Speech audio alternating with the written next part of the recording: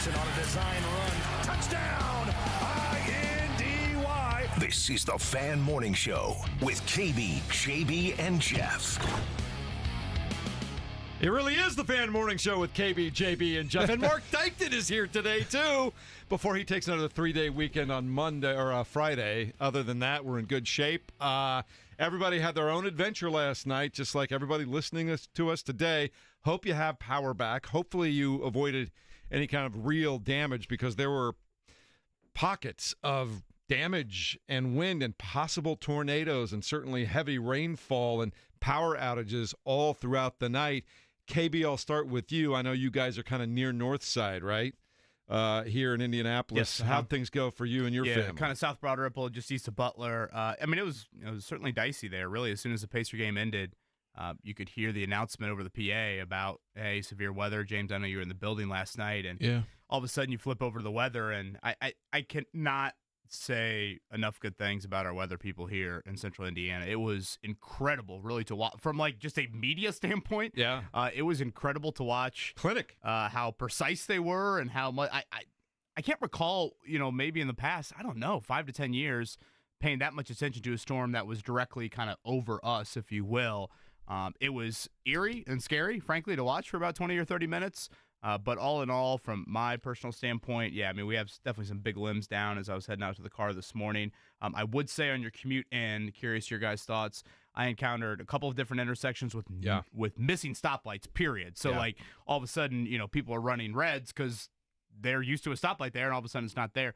And then definitely there were some limbs down either on parked cars on the side of the street or blocking some lanes. I didn't encounter a ton of flooding. I'm sure there is some, maybe in different pockets of our listening audience, but certainly be ready for a little bit of non-usual commute in this morning. Yeah, I am Team Chris Wright all the way. Chris was my constant companion throughout the late evening last night, as was everybody over there at CBS 4. I think they do a fantastic job. Well, and Fox 59 they were lost power. I mean, they are, for those and they unfamiliar, share the same building with CBS 4. Yeah, they're in the Pike Township, kind of area. So that pathway, Mark, really from Brownsburg through Pike. I was thinking about my parents on the east side of Carmel. There was one point where they brought up Cherry Tree Elementary. I'm thinking, gosh, that's where I went to elementary, and my parents live, a mile from there. So again, it was eerie, but it sounds like outside of power outages, maybe we survived this a little bit better than I would have thought. Yeah, it was crazy. We've lived up just on the other side of the Indy line in Carmel for 13 years now,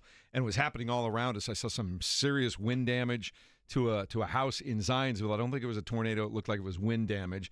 But then there were reports of tornadoes up in Carmel around 116th and College. I know over there just off of Main Street and around 3rd. There were some problems up there. The skating rink looks like it got damaged pretty badly. An electrical company got damaged pretty badly. And then there was a neighborhood that got hit with nothing else, high winds at about 91st between Ditch and Spring Mill. So fortunately for us, I was home with several senior citizens, which is why I did not go to the game last night. I was going to go to the game, but I thought, man, if it does get crazy, I've got people I got to take care of up there. In the meantime, I know in your area, on my way in today, too, to your point, KB, looks like Meridian Kessler, as of about a half an hour ago, was completely dark at this point in time. I didn't see on one side of the street, I saw lights. On the other side, I saw no lights. So I know there's pockets throughout, and just check everything. A lot of branches all over the place, but I think we escaped a lot. I haven't heard any reports of injuries or, God forbid, deaths at this point in time. I know it got really intense even farther northwest. Once you got northwest of Anderson, Muncie, and up in that area, I know it got pretty bad. You live fairly close to downtown. You were at the game last night, JB. What was your experience like? I mean, it was definitely a bit just scary because I was asking everyone. I've been in Indy for about 4 years now, and I really had it to the point where, oh, wow, like this is really close to where I live or my area. And so I just stayed and kind of waited it out, hung out with Chris Denieri, Tony East, Dustin DePierac in the media room. And my drive home wasn't too bad. I stayed pretty close to like where Benjamin Harrison's house is. So not that long of a drive from the arena. And really it was just, let's just get in and hope for the best. I did have some couple little power issues here and there, but not too much. And I was just thinking, hey, let me charge my phone now just in case it doesn't, stay this way all through the night. So this morning getting up, my drive was pretty much the same as it always is, but there's definitely a lot of debris and branches everywhere. Now, Mark, you're in Brownsburg, and there was a lot of damage out to Brownsburg. And I saw the pictures of one warehouse that the whole side of it was gone at that point in time. And you live, about a mile from that warehouse? About a mile, yeah. Yep. So what'd you see? So we were getting back from Texas yesterday. We flew in to Midway from Chicago, so we already had a 90-minute delay just getting out of Texas because of the storms. And then we stayed at my parents' house because we knew the storms coming here were pretty bad. So the commute home from Chicago was not good. It was just violent storms on 65 the whole way. That was not fun. And then my wife is getting alerts on our neighborhood Facebook page, the streets near you guys, there's power lines down, there's trees down, there's uprooted trees on houses. I'm like, oh great, what are we walking into here? Trying to get to our house last night was it was insane because there was police cars blocking every intersection, everything like that. We had to do a big circle around Brownsburg to get to our house. And shockingly, we had power. There were some branches down, but nothing major there. So that's good to see. But the town and streets around us, there was trees on cars, trees on houses, and all that stuff. And then there was a street a couple blocks from us has a roof completely blown off of it and everything. So it's hard to tell the extent of the damage in Brownsburg just at night and stuff. So I'm sure once we get out of here today and we drive around and get home, we'll see what it is. But yeah, that warehouse is about a mile away. There's some people that had to get rescued out of there. So thoughts and prayers to them. But yeah, we shockingly had power and limited damage in our area, but I know some that weren't so lucky. So you were coming back from Chicago from last night. I saw pictures, I guess, a little bit north of Zionsville, between Lebanon and Zionsville, where there were 4 overturned semi-trailer trucks because the winds were so strong. Did you run into those? I didn't see those personally, but the winds were no joke because there was a couple times even just going under the overpasses where the wind would kind of crosswind and you felt the whole car shake like you could go airborne or something. So it was both hands on the wheel and white knuckle driving the whole night last night. So that was not a fun commute. Not one of my favorites, that's for sure. Did you, Kevin? You said you guys were watching the weather last night too. Did you see the band? Almost 2 or 3 or 4 states long that was just coming through all of the United States right along our parallel line through the night. The size and scope of that thing was just massive. I don't remember something like that. Well, the size, and all of a sudden it felt like it was just pounding central Indiana. To James's point, I mean, I've lived here longer than James. I can't recall this part, our metro area, and the surrounding, there's been storms in the south side. I remember, Mark, there's another storm in Brownsburg a few years ago, but just, I don't know, the consistency, maybe the length of it. One last thing I'll add to it. It did see IPS is virtual learning today, so if you aren't on spring break, from a schooling standpoint, just check that out. I think power outages due to that for IPS, so just keep an eye out on that if schooling and dropping kids off wherever they are is a part of your morning routine. Up until then, my night belonged to the Indiana Pacers. I was watching Chris Nadari and everybody on FanDuel, and it's exactly what we had talked about yesterday. The KB. thunder and lightning from the Haliburton to top and dunk, right? I mean, it must be. That and the fact that this team, we talked about this team, and you weren't here yet, JB, yesterday, but we had talked about this team that I believe they're going to be a tough out for anybody in these playoffs. Now, do I think that they're just going to run through the Eastern Conference and go to the NBA Finals? I don't want to predict that at this point in time. I just know they're going to be a tough out. And if they continue to hit three-point shots the way they have over the last week and a half, KB, they're really going to be a problem for people because they are just unconscious right now. Well, I thought Aaron Nesmith in the fourth quarter was outstanding. That flurry he went on, that was a bit Benedict Mathurin-like closing without Mathurin, with Mathurin in street clothes. So shout out to Aaron Nesmith, who has played very good basketball, I would say, lately. James, I thought Tyrese Haliburton bouncing back. I know it's kind of weird to say that with Haliburton, but he did set a season high in turnovers on Monday. Last night, another video game night for him, 22, 10, and 0 turnovers. The team had their season low in turnovers. So, yeah, it took you, probably 2.5 quarters to really pull away. I thought, again, that Walker-Toppin duo that we talked a lot about after Monday's game, they kind of energized you along with T.J. McConnell there in the third quarter. So, handled business, pulled away. I believe the magic number now is 4 with 6 to go here in trying to clinch home court in round 1. Yeah, that was a fun game to go to. They were able to close it out, and Tyrese is in a good mood after the game, and rightfully so. NBA Stats put this out there he yesterday. looked smooth post game. Was he going somewhere? He did. I mean, him and Pascal's 31st birthday yesterday, handing out cake Happy pops birthday. to us. Yeah. Yeah. So while we were waiting, birthday party they were dressed up for? I had a cake pop with Pascal Siakam's emblem or signature on it. So that was pretty cool. And one of the stats that NBA put out yesterday was that Tyrese yesterday had his 14th career, 20 points, 10 assists, 0 turnover game, which is the most since turnovers have become a thing in 1977-78. He passed Chris Paul, who has 13 in his career. We know how long Chris Paul's been playing. Like, Tyrese is, 25? Yeah. So, I mean, it's pretty remarkable what he's been doing. And I thought that even, I know you talked about Aaron Nesmith, Tyrese, and Obi's dunk. But I thought that Jarris gave them some really good minutes yesterday as well, and he was a game-high plus 21, and his impact was pretty, significant on both ends. And I thought he was engaged defensively. And so when you get that version of Jarris Walker, it raises the team ceiling. 4 straight double-figure games for Jarris Walker. I know Rick had a lot of positive comments to say about him on Tuesday. So, again, it'll be the Jazz coming up tomorrow. I think us 4 and Scotty could give the Jazz a bit of a game here. They've won one time since February. Scotty's sneaky underrated from the outside. 3 and D, Sneaky I believe, underrated. is how Scotty No, is. Scotty got a jumper. Yeah. We pretty much go shoot. Like, I run into him every couple of days down in the basement on the I hoop. know. And there's not much times where he's running around the gym getting the ball. He just goes and gets it from the bottom of the hoop. There you go. Hey, I just want to point out one thing, another observation. I've mentioned this before. But I like this team. I like that Tyrese Haliburton is out there just flowing and having a good time, and he's smiling and he's laughing. Obi Toppin's energy. I texted you after that dunk last night, and I was like, Obi Toppin! Yeah. He was still my favorite player. I like that this team seems to like one another. They play for one another. They're having a good time. You don't see that a lot in today's game, Kevin. They look like they're having fun. Yeah, I think Rick has said, I don't know if we've asked him about it. Maybe we should next week. Something to the effect of, it was one of the most unified teams I've been around, or a team that, genuinely loves each other. And I get there are times that coaches probably say that rather annually, but I don't think Rick would just say that. By the way, James Boyd, we did ask him, and maybe we'll play the audio for you upcoming. We did ask him about the old basketball gods on Tuesday. Ooh. Yeah. With those There you go. Wizards. I don't know. I don't know if you're going to be a fan of his answer. Oh, man. You know me. I told you.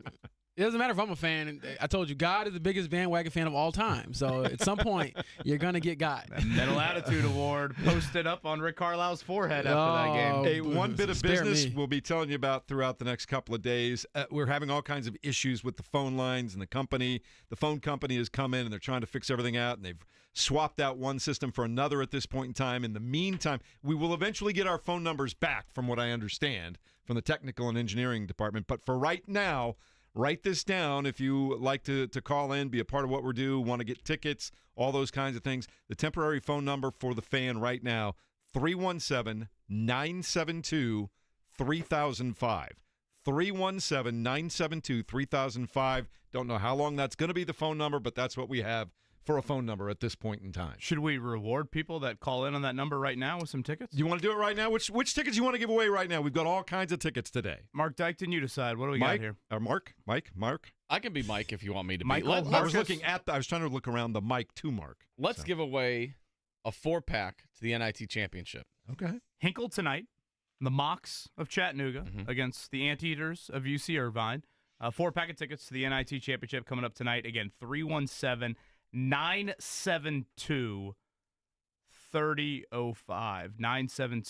972-3005 on that. I think we'd be remiss before we go any further as well. Condolences to the Samasco family of Jersey Johnny. That news, I think, broke just right after we signed off yesterday. And I think of my even pre-employment here at the Fan, Jersey Johnny was always a voice that just seemed like a great, great dude. And when I got here inside the building, he was certainly one of the first people that welcomed me in with open arms, not only just having me on his show, but just a genuine great spirit. I grew up with Jill, his daughter, so condolences to that entire family. When I think of the Fan, Jersey was that. He was a fan, but yet did the show, I thought, in such a respectful manner. Excellent on the weekends. Just an unbelievable supporter of veterans and our community in general. Thoroughly enjoyed our conversations, oftentimes at Colts training camp. So rest in peace to a great one in Jersey Johnny, and thoughts with his entire Samasco family. Yeah, I want to double down on something you said. Johnny was so enthusiastic, and I got to know Johnny really well, obviously, when I was program director here for several years. in the teens and early 20s, and he was doing the weekends, and just a purely integral guy, just one of those pure souls that was just enthusiastic about Indianapolis, its sports. He was such a big Colts fan, Kevin. He moved his family here. Yeah, Pepsi from the truck East Coast. driver, Jersey. That's where that comes from. Yeah. But yes, a huge Colts fan. So has been thinking a lot about his daughter Jill and entire family. And I wanted to talk more about his participation with the honor flights because that was so important to him. Mm-hmm. Yes. So important that he got World War II veterans that were still around. He was one of the big volunteers that would help them get on these flights. They'd go to Washington, D.C. for a day. They would tour the memorials that were built for them as World War II veterans. They would see the nation's capital. They would have lunch, and they would get on the plane and turn back around. It was like one-day trips, and he was a big part of helping that process out. And so this community is going to miss Johnny Samasco, Jersey Johnny, and I'm glad you pointed that out now, Kevin. All right, coming up in a minute, we'll tell you about everything that happened in the last 24 hours in the world of sports as it pertains to Indianapolis. We'll do that next with a full crew here today on 93.5 and 107.5 The Fan.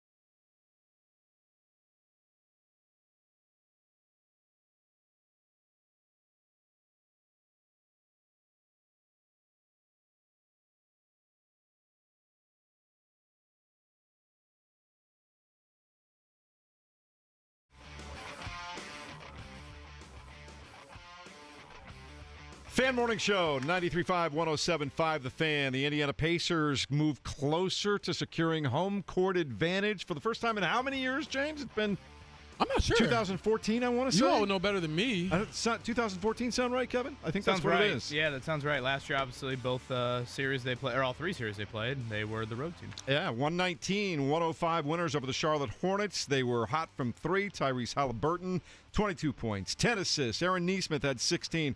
Pascal Siakam and Miles Turner had 15 apiece, as they now have a 3.5-game lead over the Pistons. I'm sorry, over the Bucks, and a 3-game lead over the Pistons, with head-to-head advantage over the Pistons. So it's going well right now. Yeah, peaking at the right time, I would say. And it was interesting to hear Haliburton say, hey, even though we clinched, we still have more work to do, obviously, to get home court advantage. And with the way things kind of broke last night, it looks like you'll be getting some favorable matchups, particularly when it comes to the Cavaliers and them being so much closer to that overall number one seed in the NBA.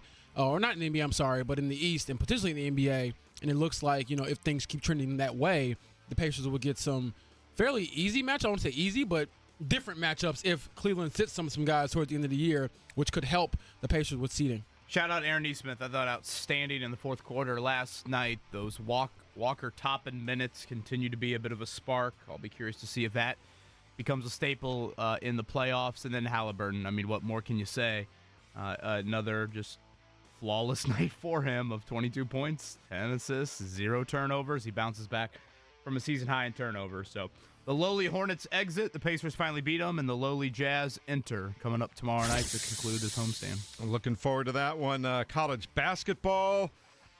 Boise State brings it into the Butler season, 193 out in Las Vegas. KB, did you pay attention to this one at all? They put up 100, right? Yeah, Boise State did, yeah.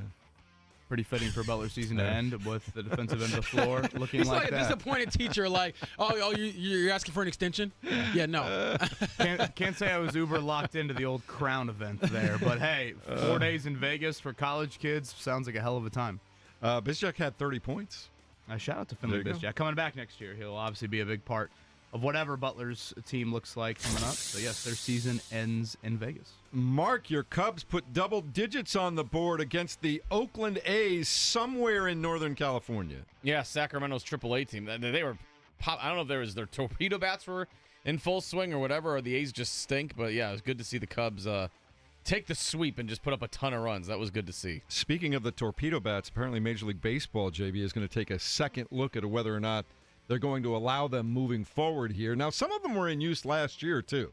It wasn't like these all just came out of nowhere at the beginning of the year here. Yeah, I feel like I've just been bombarded with, rule changes and things like that because I spent a couple days down at the owners' meetings, and they're talking about the tush push at length, everyone you talk to about that. So I don't know if I'm getting older or what, but I'm like, everyone just kind of stopped whining. And the second day in a row, the Reds lose to the Rangers 1-0. Yeah, we need more torpedo bats in Cincinnati. Need something.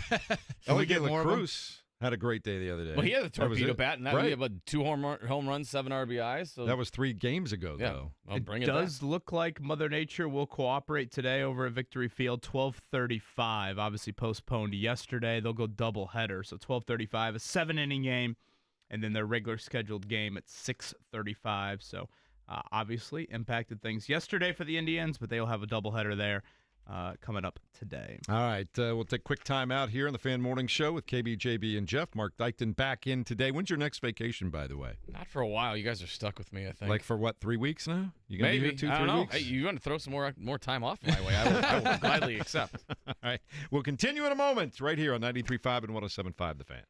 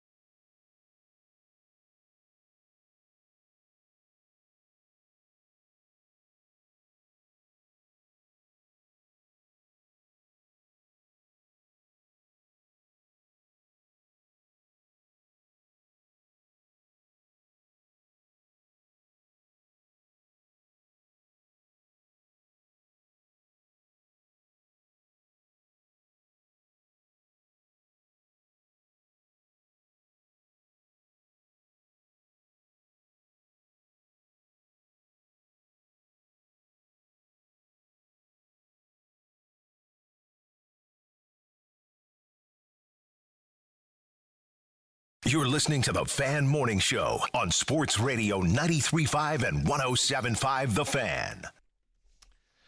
Mañana, hope everybody is in one piece and that their property and homes and cars and garages and businesses are all in one piece this morning. There was a lot of weather overnight, as y'all know, and whether it was sirens, did your phones go off? Like, the phone emergency alert system is fantastic these days, Kevin, because it doesn't just like pop up on your phone. I don't know about yours, but my phone was wailing at me when that tornado was on the ground in Carmel. Yeah, loudest sound I've heard in my house in a while, which is saying something. Did it wake the kids up? They're already up. Yeah. But it was certainly very, very loud.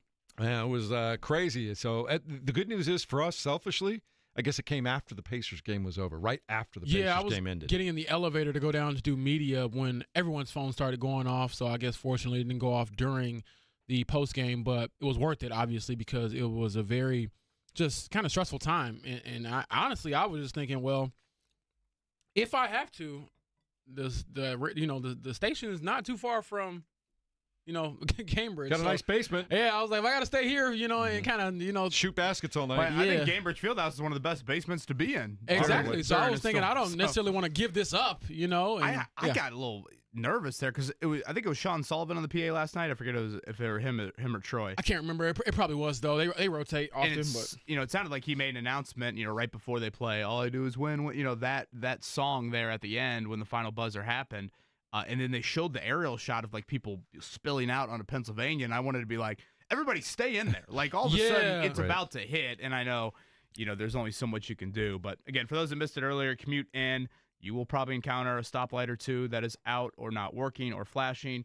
You will probably encounter a limb or two that is down. But for the most part, I didn't think there was an immense amount of flooding, at least where I was coming from. So, certainly, fingers crossed for smooth travel for everybody, minimal damage, and if you are a part of school drop-offs, make sure you check that out. It sounds like some virtual learning here on this Thursday morning. Mark, did we have people navigate the brand new phone number to get the tickets? Yes, we have one set. Shout out to Drew. He lived in Avon. He said his house is good. A couple branches down. That's good. He survived in advance, and he's ready to go to the NIT championship tonight. So keep that number handy, though, because we got more giveaways throughout the show. Yeah, I don't know what the technical reasons are. I just know that the phone company is working on our regular phone system, and in the meantime, they've given us a temporary phone number that people can call in at 317-972-3005. 317-972-3005. We'll get back to the Pacers in a minute because I think I have a lot of great questions for you guys this morning, but I do want to point out, at least early in the show, I know there's not a huge amount of hockey fans around here. I happen to be a puckhead myself, but Alex Ovechkin is now just 3 goals away from passing Wayne Gretzky for the all-time goal-scoring record, a record that I thought I'd never see broken in my lifetime. And he's doing it at near the age of 40, and it's not like he's creeping towards this record. That was the 39th goal he scored this season, and they're going to the postseason, and they could be a scary team in the Eastern Conference. Yeah, one of my close friends, she's a huge hockey fan. We actually went to an Indy Fuel game a couple weeks ago, and she was kind of telling me, here's your tracker, here's what's happening, here's why it's so just elite, because, like you said, Jeff, for so long, no one expected that record to even be touched. And it kind of puts it in even more perspective. Not taking anything away from Ovechkin, but then you think about the points record overall, and I'm like, dang, like, he's still so far and away the best player in hockey history. But obviously, Alex is in that conversation as well, just being one of the greatest we've ever seen. And we talk so much about LeBron, his longevity, and others in different sports. Serena Williams to a certain extent, even Tiger at one point. But, Alex Ovechkin is certainly one of those guys who just keeps going and going. And you wonder, like, when is enough, or when do you walk away? Or because he's still so effective. That's the thing that's pretty just enticing to me. Yeah, you look at LeBron James at his age in the NBA and what Ovechkin's doing in the National Hockey League. And I know we've come a long way, KB, in the last even decade in terms of sports science and nutrition and taking care of your body, and you get rest now and a lot of these things. But it is insane the level that these guys are still playing at the age that they're doing it. I think there's a lot of ways you can define greatness. That's a debate that I think you can spend in a lot of different directions. A big part of it for me too is the longevity element. Like, can you continue to do it at the ages? And James, you pointed this out with several athletes. Can you continue to do it at an age where You watch Alexander Ovechkin take off that helmet after a game, and you're like, wait a minute, that's not the same dude. Like, I mean, you see how much gray hair he's got there? I mean, it's amazing. And again, LeBron falls into this boat, and certainly there are other athletes. Certainly Tom Brady, from an NFL sense, did it as well. It's remarkable. And I think even if you aren't a puckhead, as Jeff eloquently described himself, I think you can have an appreciation for the longevity of what he's doing. Who would be the best comp for a high level of performance at an advanced age here in Indy? The first one comes to mind for me would have been Adam Vinatieri. But outside of kicker, is there even a comp right now? Well, I mean, I given the position he played, what Frank Gore continued to do right into his 30s was damn remarkable. Yeah. I thought the Phillip Rivers season at the age of, what was that? Was he 40? He was close. They were 4th and goal away from winning a playoff. I mean, that's, he looked different than some other quarterbacks at that age. So those are probably a couple that come to mind. Gore, especially just because he played a running back. And, running backs, it's a death sentence at 27 or 28 for a lot of these guys. Certainly Vinatieri would be that. NBA side of it, I don't know if anybody immediately jumps out. I would say I am frequently reminded, and last night I thought he played really well in being back in the lineup. Miles Turner just continues to rise in some of these like games played and, those sorts of, stat lines, if you will, for Pacers franchise history. I know he's not, anywhere near an Ovechkin age, but if he were to re-sign here, he could be someone that continues to move up on those franchise annals. I think it was last night. Was it McConnell played his 700th game?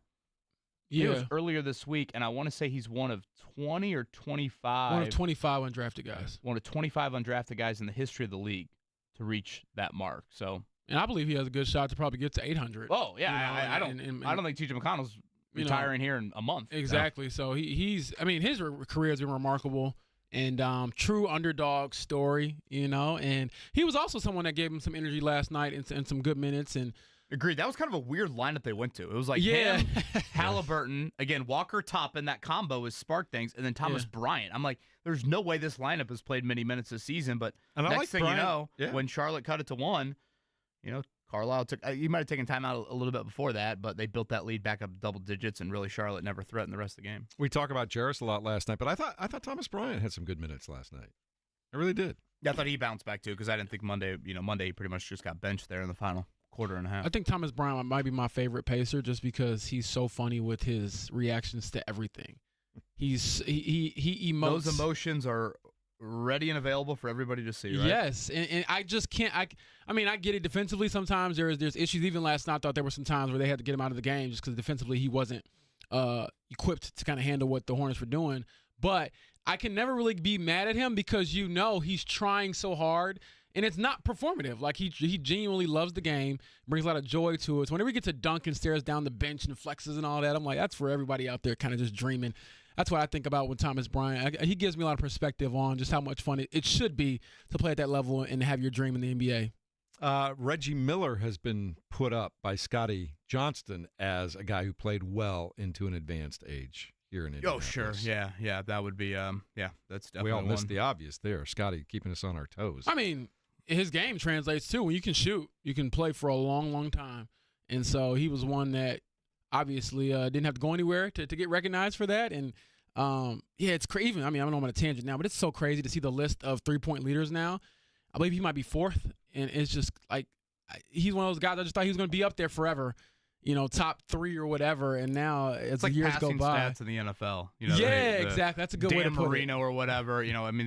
John L. I mean, those guys are going to continue to go down that list. James Boyd, speaking of that, welcome back. Yeah. Owners meetings for you all week long here. A little bit different Palm Beach, although it was kind of Florida stormy last night. Yeah. Here. One of your big takeaways seems to be you feel like this quarterback competition is realer than maybe you thought. Yeah, that was definitely the vibe that I got leaving. Just because I'm like, man, like, could you really? And not that I didn't think it was real, because I told you I didn't think it would really start until the season started. I was team, okay, they're going to just start Anthony week 1, and then if it doesn't work out, they'll go to Daniel Jones pretty quickly. But, hearing these guys talk, it sounds like they could really consider playing Daniel Jones by week 1. And, one of the questions Stephen Holder asked, Chris Ballard was, hey, is the best case scenario for Anthony to win the starting job. So then you have some long-term answer. Well, not only win the job, but to have a good season. So you have a long-term answer at the quarterback. And Chris Ballard said, no, the best scenario is that we find the guy who wins the most games. And I was like, wow, okay. So even if they are, internally saying, oh, we prefer Anthony to start, they're doing everything in their power to make sure he has to earn it. And I was like, wow, this is very just different from what I've heard related to Anthony. I asked, hey, reps. You all have preached reps, both Chris Ballard and Shane, and both of them reaction was, hey, he's got to earn, make the most of it with his reps he gets now. So, yeah, I definitely feel a little more swayed towards this being a real competition, and credit to the Colts because they've been pretty upfront about it so far. Yeah, and when I look back at last year, I almost feel like they were trying to do triage with Anthony Richardson as the season was going on. He asks out of the game, and then later on, there's reports about how hard he's working. Is he doing all the things he needs to do off the field? But last year, they didn't have a lot of options, so they're trying to do triage, right? They set him down for a little bit, they bring him back, and maybe at this point in time, they're like, hey, we've had time to address this, and hopefully Anthony Richardson is our long-term answer, Kevin. But he's going to have to earn it back, not only with us, but with his teammates and everybody else. Kind of feels like as the more they double down on that, that's really what we're looking at right now. Yeah, Am I drinking the Kool-Aid too much? I don't know. No, I mean, I think when you listen to the words, James, I certainly hear where you're coming from on that. I guess I'd probably go to the answer first, and the answer is, what will it have to look like for Daniel Jones to be under center week 1? Walk me through May, June, July, August. Because you have been at Colts training camp practices. Yeah. Gardner Minshew looked fine. Matt Ryan looked fine. I mean, it's not like all of a sudden you walked out of Grand Park and thought, man, that's the most alarming thing. Anthony Richardson completed 65% of his balls last year during training camp.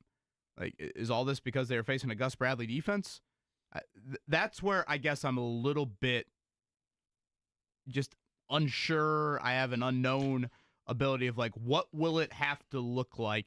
Ty goes the runner, something we hear a lot in sport. I mean, Ty goes to Richardson, right? So how much will Jones have to be better than him? Is it going to be more off the field stuff? Is it on the field? Richardson and Jones are wearing red jerseys. Yeah. That's a weird aspect to it. How much do you play preseason play? I know I'm throwing a lot at you, but just over the next 3 or 4 months, what will be the stark contrast in the two players for it to be Daniel Jones week 1? Well, here's the biggest thing that I've thought about in regard to what you're asking me.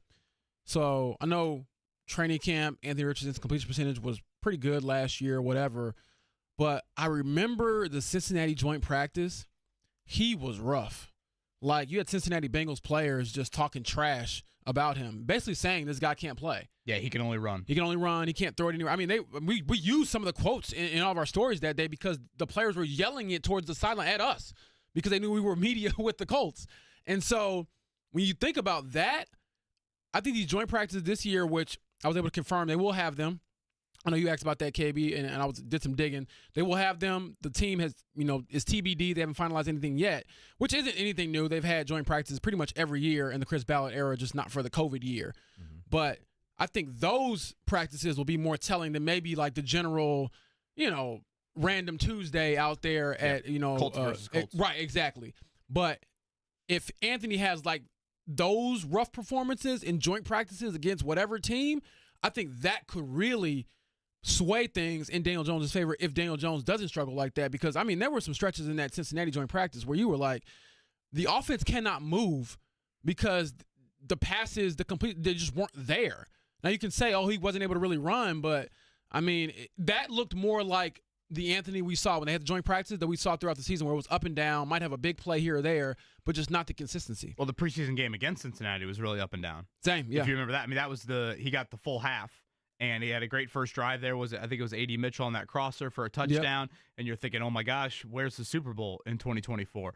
And then after that, it was miscommunications. There were some struggles. There were some errant balls there. So, no, I think that's a good point that you bring up. To your point, too, about what would it take in camp, because everybody can look good against air, the 7-on-7 drills we hear about all the time. What, though, if Daniel Jones is the guy that comes in and he learns the offense and he's comfortable with it, and he's the guy leading things in meetings saying, hey, one thing we might want to think about is when this guy curls off, what about on this backside? And he's the guy that is continually first in, last out, has a grasp of everything. You get out onto the practice field, and he's lining guys up and telling them where to go, and it becomes instinctive. Then what do, KB? If, especially after one preseason game, Jones has a camp like that, and he looks good, and Anthony is up and down again, are those kinds of things that go into finding a starter too. You mean the preseason games itself? The preseason game itself, but even leading up to that, if Daniel Jones becomes the guy that essentially becomes the de facto leader, he's got a grasp of the offense, he's telling guys what to do on the field, he's pointing things out in film sessions, in the meetings he's leading things. There are ways, if everything else is even, that you can look at a guy and go, that needs to be our starting quarterback. That's just gray area. It's hard for us to know exactly what that will look like or if that is indeed happening. Again, I largely will probably beat this drum for the next 3 or 4 months. I think it's 2 mediocre quarterbacks, and when you split reps for mediocre quarterbacks, how will either get tangibly better? Well, they got a lot of work to do. There's no question about that. I was perusing through The Athletic this morning. A lot of great stuff coming out of the owners' meetings from all over the league, but especially how about James almost running into Serena Williams? Did that make it on the front page of The Athletic? Yeah, how come we didn't have an article on that? Nah, that was... What's going on there? Come on, man. That was crazy. And I didn't almost run into her. I just said, excuse me, very politely. She turns around. I got some video from the breakers there, and it looked like you ran into her. Oh, you got video? Wow. There is no video everywhere. of this. But I actually had to play the food, and it was stormy down there. So when we got to the annual party that they have, I arrived and they were kind of ushering us all inside. So that's why I was making sure she didn't back up on my plate of steak and whatever else they gave us. And again, I thought she looked like Serena, but I was she looks very familiar, whatever. Not in a, and I just thought, oh, that one looks like Serena Williams. And she turned around, I was like, oh, that is Serena Williams. Because I didn't know that. I knew Caitlin had been there. I didn't know she had been there as well for the panel that they spoke on. And fill our audience in on why Caitlin Clark, yes, Serena Williams were there. I believe she spoke on this panel that was more so about, women's sports and also flag football and just more inclusion of women in flag football and really the NFL in general. And from what I understand, I believe Serena Williams has invested in a flag football team, and I don't believe Caitlin Clark has done the same. However, we all know Caitlin Clark, and Roger Goodell asked him about her, rather, and he said, hey, she's an icon already. We'd love to hear her perspective on things. She's obviously a part of that younger generation, and I think that it's not a stretch to say Caitlin Clark will be in a position 10, 15 years from now, when she's done playing basketball, 20 years from now, whatever, to potentially own, or be a minority owner of an NFL team or a flag football team, whatever she wants to do. So you can kind of see her business ventures there. But the fact that the NFL said, hey, can you come to our event, you 23-year-old basketball superstar, and that to me was very telling of her star power and just how different she is from everyone else in the league when it comes to just the notoriety, the fame, the power, and to her credit, she pretty much wields it in a pretty respectable manner. All right, I was going to ask you about some of the things The Athletic did. Specifically, you finally published your mailbag where listeners or readers in your case were sending in their mock drafts, and then you commented on that. Yeah. I was surprised that a couple that you published did not have Warren or a tight end being picked at number 14. Were you surprised by that? A little bit, but coming from fans? Yeah, that was a fun exercise. Shout out to everyone who submitted their mock drafts a couple weeks ago. And I do think that another takeaway I had, KB, was they were pretty vague on right guard.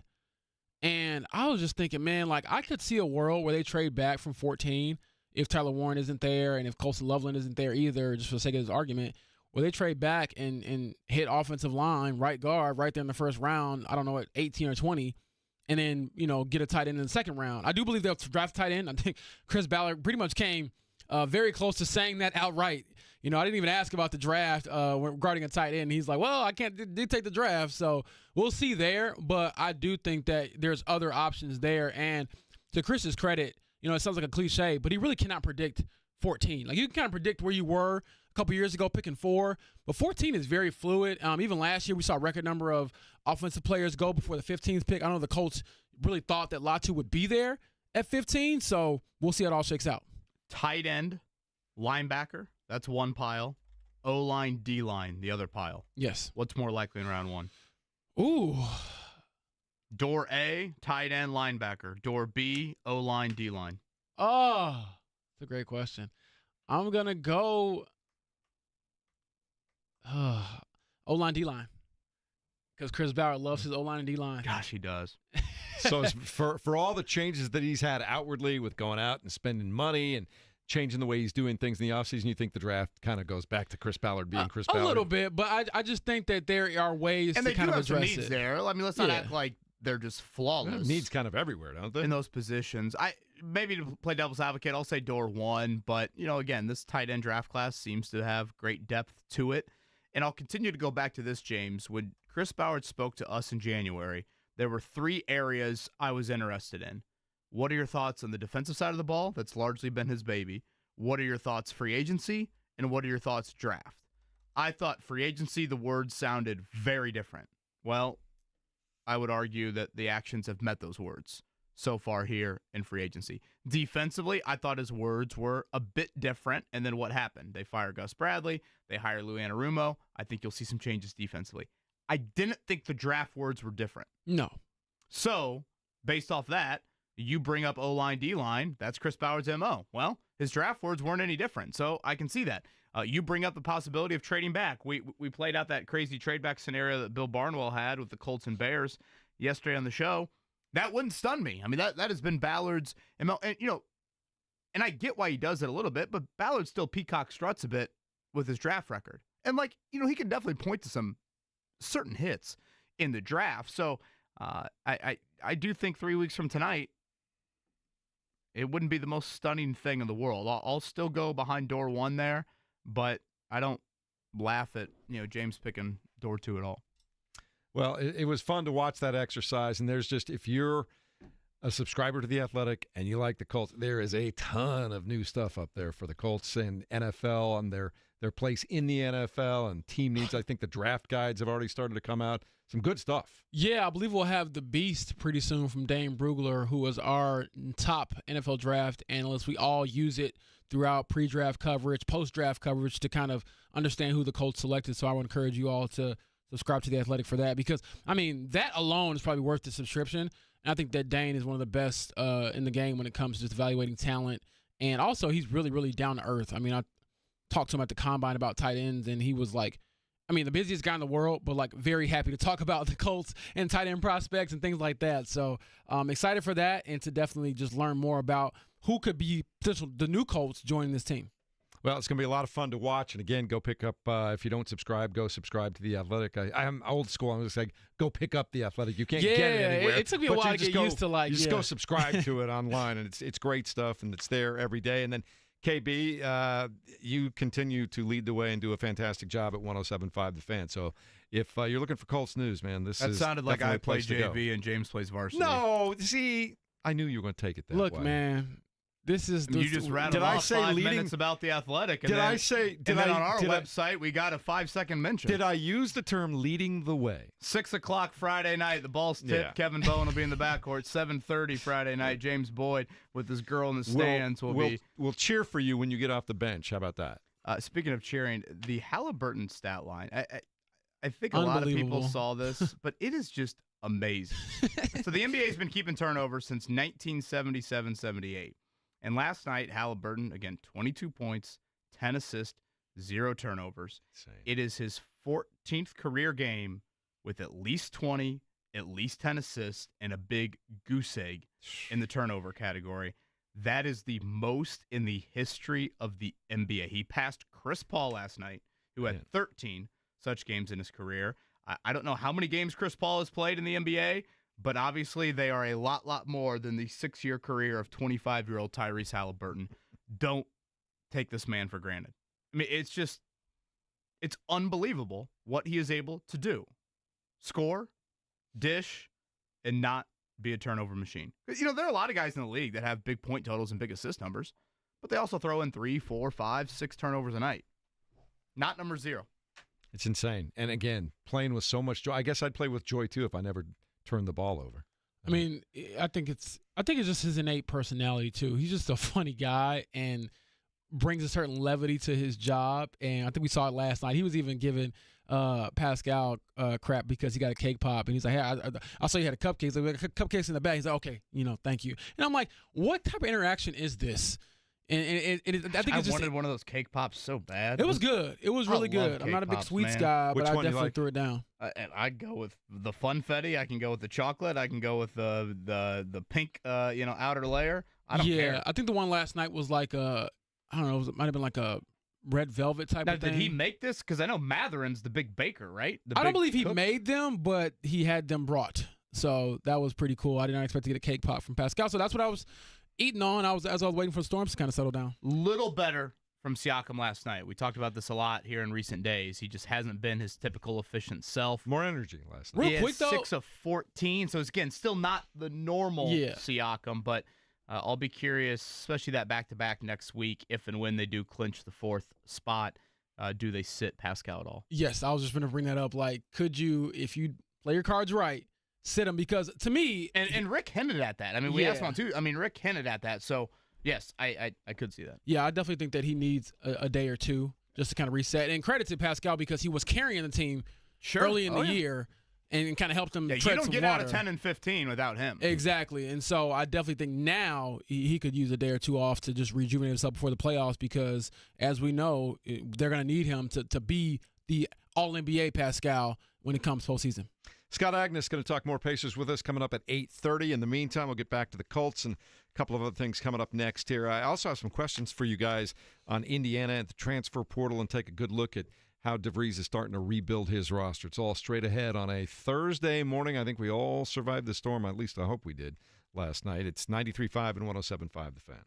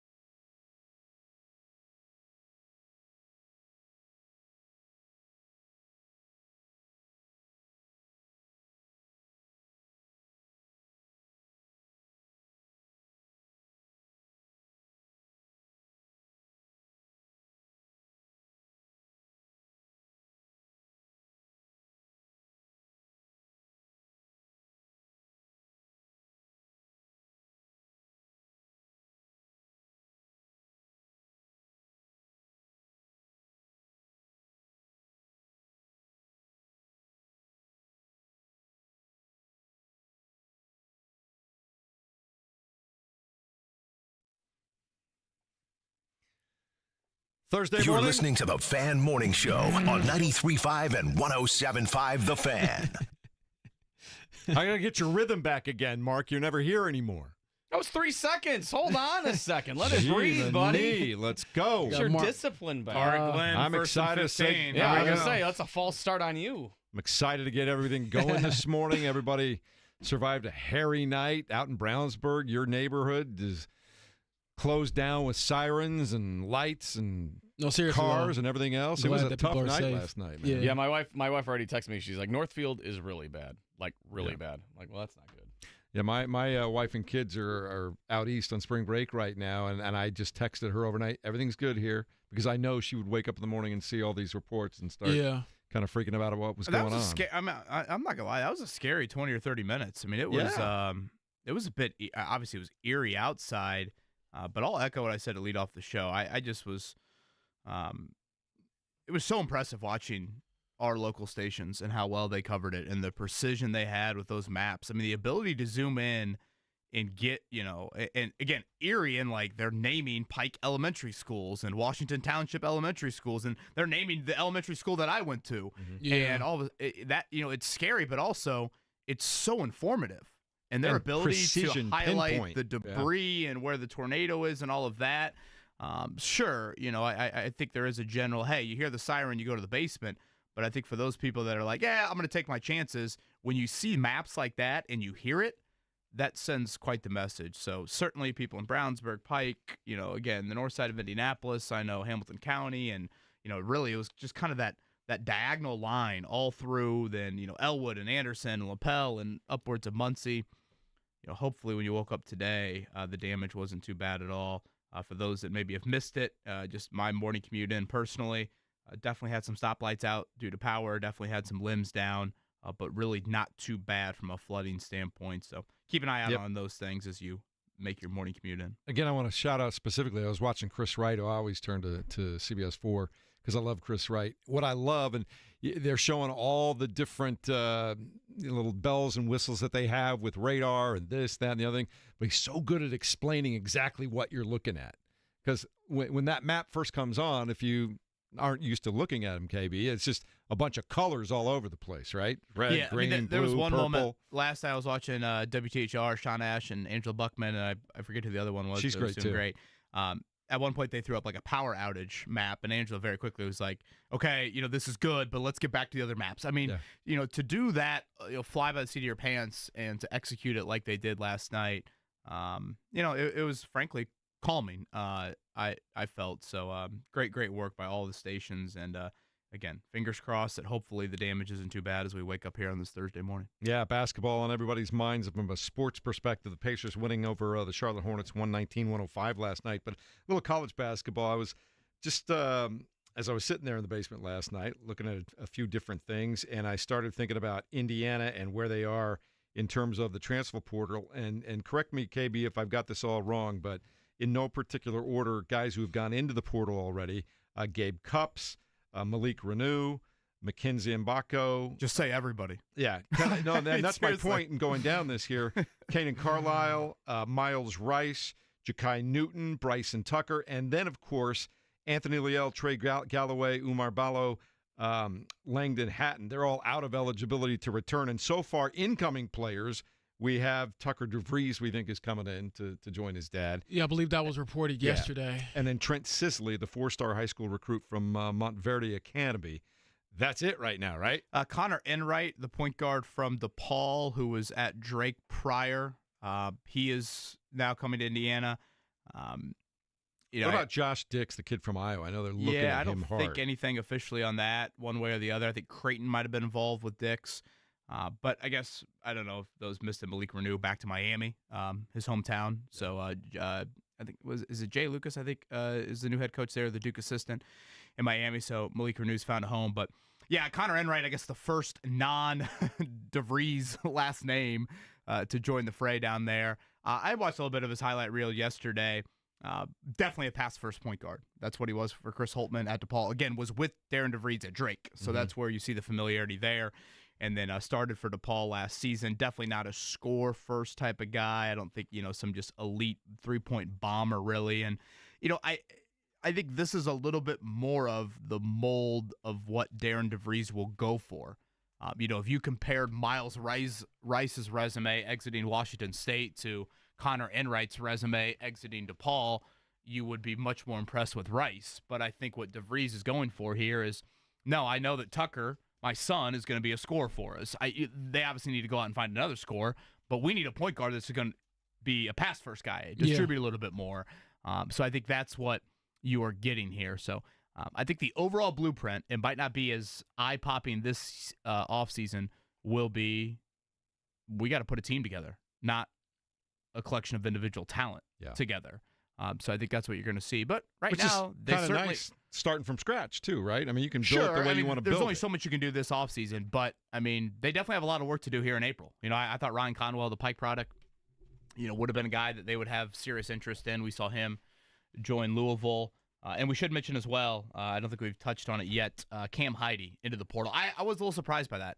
I thought Heide, I don't know if a starting job was waiting for him next season, but, him and Colvin both going into the portal surprised me. One of them, not shocking at all, but I thought there was an opportunity for one of them to stay. So I think as we look at Purdue in the portal, we know they got the big dude from South Dakota State in Oscar Clough, but Purdue definitely needs to go out and find that 6'5" to 6'7" 3-and-D type of wing. And it kind of sounds like postseason conversations that Coach Painter has had with his players, being honest and realistic about, you come back, this is what your role is going to be. Just so you know, I'm going to go out and look for this in the portal right now. So I'm going to be open and honest with you. You come back, we'd love to have you, but your role probably is going to remain unchanged. Absolutely. And then at the end of the day, the money will always be a factor. I mean, you're looking at some people who might not play pro ball beyond this, or they might not go to the NBA. And so if you're looking at trying to change your family's life or your future financially, it probably is the smart move to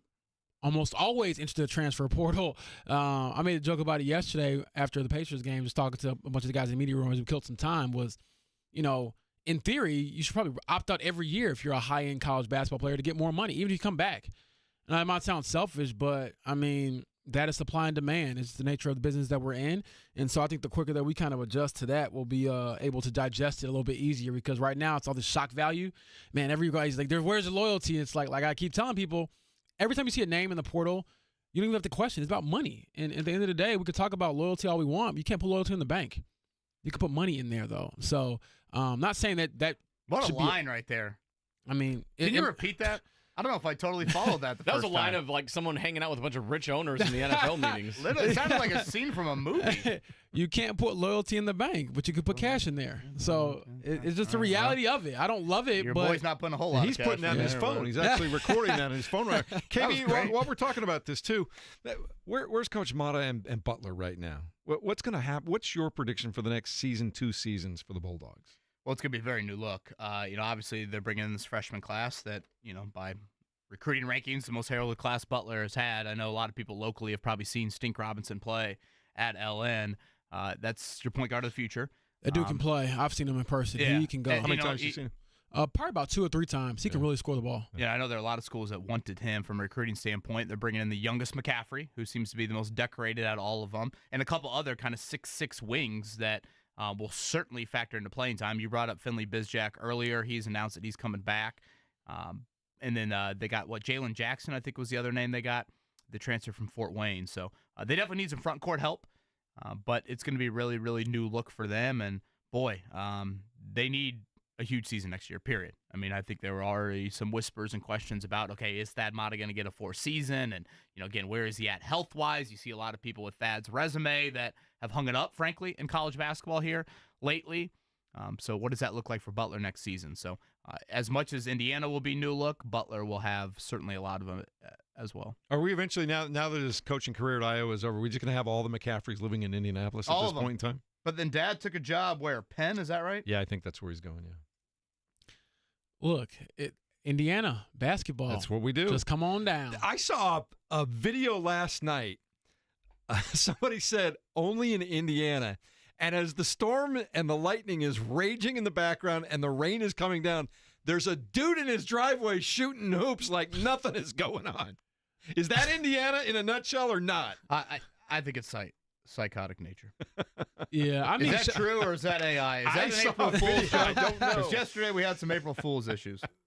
I don't know, but if you were making the AI, you'd make the guy hit every shot, right? It was the old thing where he'd miss it a little bit, he'd bounce off to the right, and he'd have to go get it and go back out to the free throw line. I mean, shout out to the people in general who just get the storm videos because I'm always like, I'm very interested in seeing the damage in real time or what's going on or the tornado that touched down. But like, why are you this close to your front door? Yeah, go be somewhere safe. It's please. like the surfers. Whenever there's these huge swells that threaten to come inland and do damage to the beachfront property, and the surfers are like, I'm going to go catch this 35-foot wave right now. I'm like, that's how I know God made everyone a little bit different because I don't have that mechanism in me to do it. It's the Fan Morning Show, 93.5, 107.5. The Fan. Mark Dykton is back and running things this morning after surviving another, I can only imagine, tough vacation for you and the family coming off of vacation Another thing last that's week. tough is the bills that are waiting for me when those credit cards come in. I hate when that happens. But you were out in Brownsburg last night, and there was a lot of damage right around your house, and you guys escaped unscathed, right? Yeah, like I said, my wife was getting alerts as we're white knuckle driving on 65, which was crazy because there was just semis all over the place driving insane, and then my wife's getting alerts on our neighborhood chats like, power lines down, trees are down, stuff on houses. I'm like, oh, great. What are we going to have to get a hotel for the night or spend the night at the studio or something like that, have like a family commune or something? But our house had power. There was limited damage, but around us, not so good. It was Northfield got it pretty bad. There was a warehouse that got badly damaged that people had to get rescued out of. There was trees down, police blocking streets where power lines were down, roofs off houses. So, it was not good. We are very lucky that we had no damage. Good. Yeah. Everybody at the Sirla Yes. table Yeah. warehouse. There was two correct? people, I guess, that had to be rescued. But yes, But they're they're alive okay. and well, and I think they're at medical facilities getting treated. Good. They always say animals know exactly what's coming. My dog is not a freak out guy. He doesn't cower when the lightning strikes or anything else. But he would not leave my side last night during that whole thing. Like, he was almost Man's attached best to friend. me, KB. But he doesn't freak out about stuff. So I was like, okay, he knows something's up. What's going on here? Well, that was You could focus on the Indiana transfer portal again. I think That's right. I think the first bolt of thunder might have been the Haliburton alley-oop to top in there. Oh, Do so much fun. you think they plan that stuff? No, I actually don't think they planned that one because it's just such a unique play. You got Haliburton jogging backwards, bouncing it. I mean, you Everything's can't got to really, be right and set up. Yeah, you can't there. script that. And It did look a little bit dunk contesty. Like, I mean, Yeah. you see that sort of and shout out to Thomas Bryant. He had the throw ahead exactly. to get it up to Haliburton there, but that was pretty What did Ty flawless say after last the night. game? He's like, no one runs faster than Obi when I'm on a fast break. He wants to And finish. rightfully so. So that was an exciting one. Tony East was like, man, how hard of a pass is it? And to be honest with you, I think the pass itself was, risky or just kind of flashy. I don't think it necessarily was that hard because when you have a guy like Obi who can just jump anywhere, it's like if you just get it anywhere in the vicinity of the rim, he'll catch it. And with no traffic, it's like that's an easy, dunk there for a guy like that. So pretty exciting stuff. Who was the one that had the alley-oop late in the game where Tyrese just kind of scooped the ball up in the air to him right near the end of the game? Who was that one? I'd have Trying to to think remember back who that about was. it. But, man, they just are playing. Probably Obi, right? I mean, isn't that who we see all the alley-oops to pretty much? Pretty much, yeah. all I know is this team right now is hitting threes at an unbelievable pace. What Tyrese Haliburton is doing is unbelievable. They're running the floor. I'll go back to what I said in the last hour, and I think it translates. Rick Carlisle talked about how tight they are when you guys were talking. They just look like they're having a good time. Like, guys, let's meet up 7 o'clock tonight, man. Let's go. There's probably nothing that amazes me more, and it seems almost nightly, that McConnell gets a steal in the backcourt. It is like that one last night, yeah. like if I'm an assistant coach for the Jazz coming up Friday night, I get my backup point guard and I say, whatever you do, I don't care if we are tanking. We've won one game since February. Just please don't get ripped by TJ McConnell in the backcourt because he does it every single night. Last night it was an unbelievable save to Shepard. And Shepard actually hit a big three in the fourth quarter there. He definitely needed that, I think, from a confidence standpoint. But I need somebody to compile a McConnell montage of all of these steals in the backcourt. He gets them seemingly nightly, and it is amazing to me how the opponent falls for it every single night. with that guy, you let your guard down for 1 second, he's going to take advantage of it. The other thing I was looking at last night, too, because the game had started to get out of hand a little bit, I think Seth Curry checked in at one point in time. He looked like one of those dudes. He had this T-shirt on underneath, and I don't know, his shorts were kind of bunched up. He looked like he was one of those dudes that just came off the sideline waiting for his turn to get into the rec league game on Saturday morning. And I was like, well, that's where the Hornets are at this point in time. They officially announced that LaMelo Ball is out for the season. He had 2 surgeries yesterday. Not one, Kevin. 2 for the price of 1. How about that? So things are going well for the Indiana Pacers. His career, unfortunately. Yeah.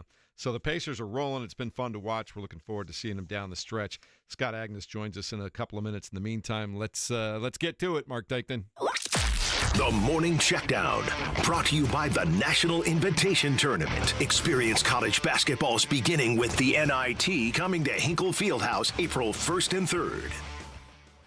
All right, we mentioned it a moment ago. Pacers win over the Charlotte Hornets last night, 119-105. In the meantime, the Pistons losing at Oklahoma City, 119-103. What does this mean?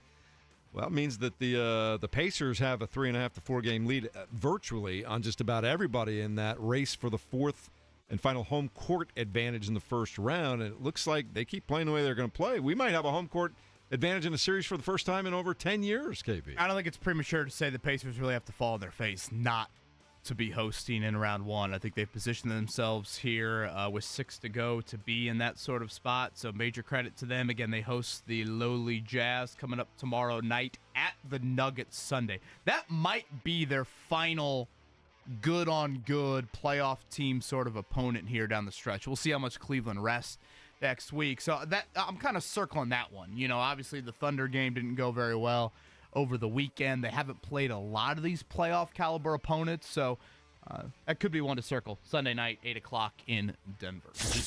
Yep, and also in the NBA last night, it just goes on and on. You were talking about the Jazz. They'll come in here after getting thumped by the Rockets, 143-105. And KB, you were saying that the morning show crew and Scotty could probably take on the Jazz at this point. Maybe Mark Dykton's oldest coming off the bench. We could go there. She'll throw some bows. She's got some Bill Lambier in her. Rosie got some game? She had a goal last night for the Strawberries in practice, so we were happy about that. I don't know. Maybe I thought her defense was actually pretty impressive. So nice. Maybe they could help us out off the bench. She's like Patrick Beverly on defense, or a little more tame. I like it. We need to watch Beverly film. Screw the McConnell steals in the backcourt. We need to watch Beverly throwing balls at fans. Boise State knocks off Butler last night, 193. The Bulldogs eliminated from the college basketball crown that you have been deeply invested in, KB, over the last week. How much are they paying Gus Johnson to call those games? Probably his going rate, I would imagine. I would like to know what the crown is made of, like tinfoil or something like that. Like, what are we doing? In Vegas, I don't know if you want to know the true answer on that. That's true. But yes, the Butler season comes to an end. I think they fell 1 game short of the NIL money. I'm not 100% sure how all that works. Tonight, I remember going to this quite often at Hinkle over the years. We get the 3-point slam dunk contest for the college guys and gals there down in San Antonio, and I believe Patrick McCaffrey is in it for Butler there, so we'll get a little McCaffrey action tonight. I like that. Major League Baseball yesterday, Mark, your Cubs beat the A's again, 10-2. That's a 3-game sweep. I'll take it. Seiya Suzuki had a pair of home runs. Do those count as real wins or just half wins? They count as real should be wins, a half Kevin. win. They might be in a AAA stadium. They still count. That ballpark, seeing 2 major league teams in a AAA ballpark is kind of wild because you see, like, Seiya Suzuki going yard, and there's people just like, it's like lawn seats at Victory Field. People just sitting on blankets watching a game. It is wild. I actually kind of enjoy the crowd shots when they've gone to them. Yeah, and it's kind of crazy to think that there's 2 MLB teams in minor league stadiums this year. Well, for the Rays and for the A's, it probably fits their attendance. Yeah. Yep. Fair enough there. Reds lose for the second day in a row, 1-0 to the Texas Rangers. Just couldn't get any offense going. After Ellie De La Cruz exploded 3 games ago with the 2 home runs and the 5 RBIs, or 7 RBIs in that game. I can tell Mark has lost his fastball when he's just sitting over there scrolling on the computers and not going to any audio. I don't want to pummel you with, I mean, we have a full season of the Reds letting you down, Kevin. I don't want to. Man, you've gotten soft on these family vacations. I mean, if you want me to go there, Kevin, I can go there. I was ordering up Corbin and Kylan to go there. Are you going to abandon being a Reds fan? Are you going to abandon following this team? Kevin can't even name the Reds rotation right now. We need Hunter Green to pitch a lot. Actually, the Reds rotation's been good. Singer's been great. You'd think you're going to win a bunch of games. You hold the team to one We run. need more of those torpedo bats. Maybe they'll fell in the Ohio River. Need that Terry Francona juju to There get we going. go. Indianapolis Indians doubleheader today, 12:35. First pitch, I think 6:30, 6:35. Their second game, so they obviously were postponed last night. Did want to point one other thing out in Major League Baseball. The Dodgers were off last night, but they are 8-0. What's the over-under Shohei, for right? the season? Did Shohei walk it off last night? Did I see He that? did, Man. and it was like one pitch gone. The Like- goat. What's getting more it shocking, them being 8-0 or the Braves being 0-7? Both, I know. think. Yeah. Yeah. Well, probably the latter, honestly. Yeah, that's crazy. So 6-5 they did win last night, but 8-0 they just keep rolling. They may win 100 and the over may be 112 right now, JB. This is literally the rich get richer. It's like, oh, wow, the Dodgers are doing well. I wonder why. They were really good last year, and they paid a lot of money to be better this year. So I don't blame them for that, though. I blame the team owners that, aren't spending no, money. no. I'm not saying this as like a knock to them. I'm just saying, hey, the rich get richer, literally, and I can't complain about it. I wish So my owner was like the 116 Dodgers. is our record for wins. Was that the Mariners a couple of years ago? Yeah, a while ago. Early probably 2000s, over yeah. 20 years ago now. Yeah, the Yankees in 98 won 114. That may be under threat this year. I might take that over, Kevin. That was impressive. They were down 5, and they come all the way back and win. It's like you got to be perfect against those guys for sure. Otani Magic, again, Purdue portal-wise, they've now got 4 in there. Brian Waddell, Will Berg, I would say the ones of note, Miles Colvin, Cam Heidi. Certainly those are some losses. I think Purdue fans right now, if you say, all right, this is it, they'd say, can I sign in Sharpie? Let's move on here. But I would say a portal edition definitely needs to be a wing. James, I know you kind of felt the same way I did. I thought late in the year, Colvin and Heidi gave them some big minutes. I mean, hell, if that into the final 30 seconds goes differently, Heidi's hit one of the biggest shots in program history. Yes. With that my gosh. With that 3 to tie it. Can I say this real quick? Because I watched the game downtown. I did go out that night. It was fun. I was in District Tap. A lot of Purdue fans there, and I'm gonna get my soapbox. If you are a person who does not like sports but goes out on the biggest sports night of the year or one of the biggest sports nights in the area, and when Cam Heidi hit the shot, the entire bar goes crazy, and this guy behind me, this dork, he's like, "Well, why is everyone? Oh, yay, sports!" Because he wasn't like a big and like just like he was like making fun of us for being invested in this big game at a sports bar, and I'm like, And who's having more fun? Yeah, I'm like, get this nerd out of here, man. Like, I don't need By these the vibes way, right now. Dork is not a word I hear very often. It's been a minute. It is kind of an underrated word. I mean, I don't use it often because I Yeah. don't run into many dorks, but he was one of them, and that was annoying to me. Like, I get it. You might not like sports, but like you're in a bar packed with people. Well, and it's the district tap. It's I mean, not, come on, man. some underground Yeah, like, speakeasy here. I'm not at the library screaming here, but I Yeah. did that before in college. So respect the game, please. All right, coming up in a moment, we'll talk Pacers. Scott Agnes stops by from the Fieldhouse Files. It's a Thursday morning at 93.5 and 107.5 The Fan.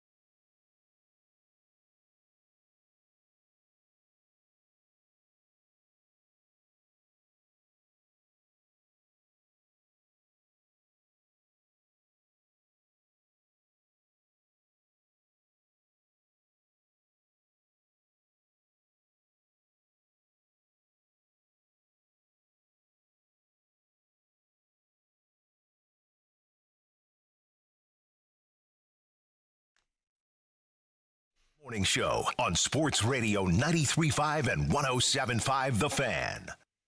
Now, does that count as a turnover too? Is that a flag right there for you? No. Okay. Not at all. Just checking. I just had to make sure you weren't going to jump in ahead of time. Just trying to pace myself. You do something once, you get a reputation, James.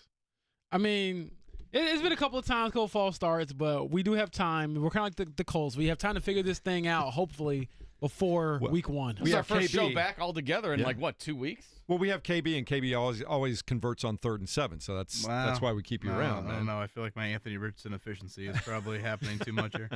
We are going to bring in another member of our, I guess you could call him part of our crew now, Scott Agnes, a regular here on The Fan and certainly on The Fan Morning Show, joins us on the Payless Liquors hotline. And, Scott, we've been singing the praises of the Indiana Pacers. They're hitting threes. They're having fun. They're making shots. They're winning games. They're coming back when they have to.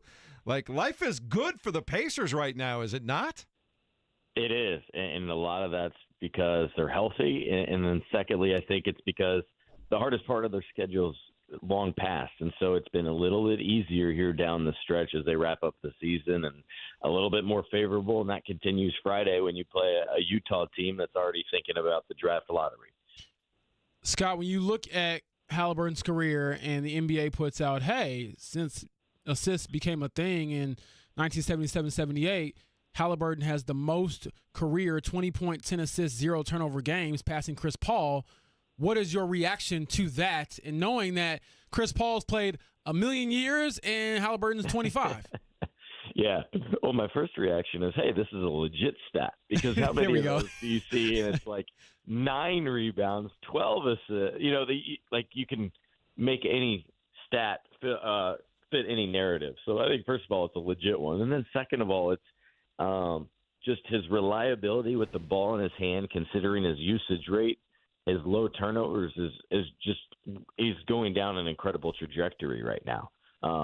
Just starting his massive contract in year one. This is just the beginning, and he's already at this level at just such a young age. So that is highly encouraging, I think, for the Pacers, for a team that plays as fast as they do and plays a little as free and without as systematic as much as maybe fans are probably used to do what he's doing. It's been a lot of fun. And you can just see the difference, say, from the start of the season, James, when he wasn't healthy and had no off season and didn't have any training camp, to now where he's much more himself and probably the healthiest he's probably been in a year.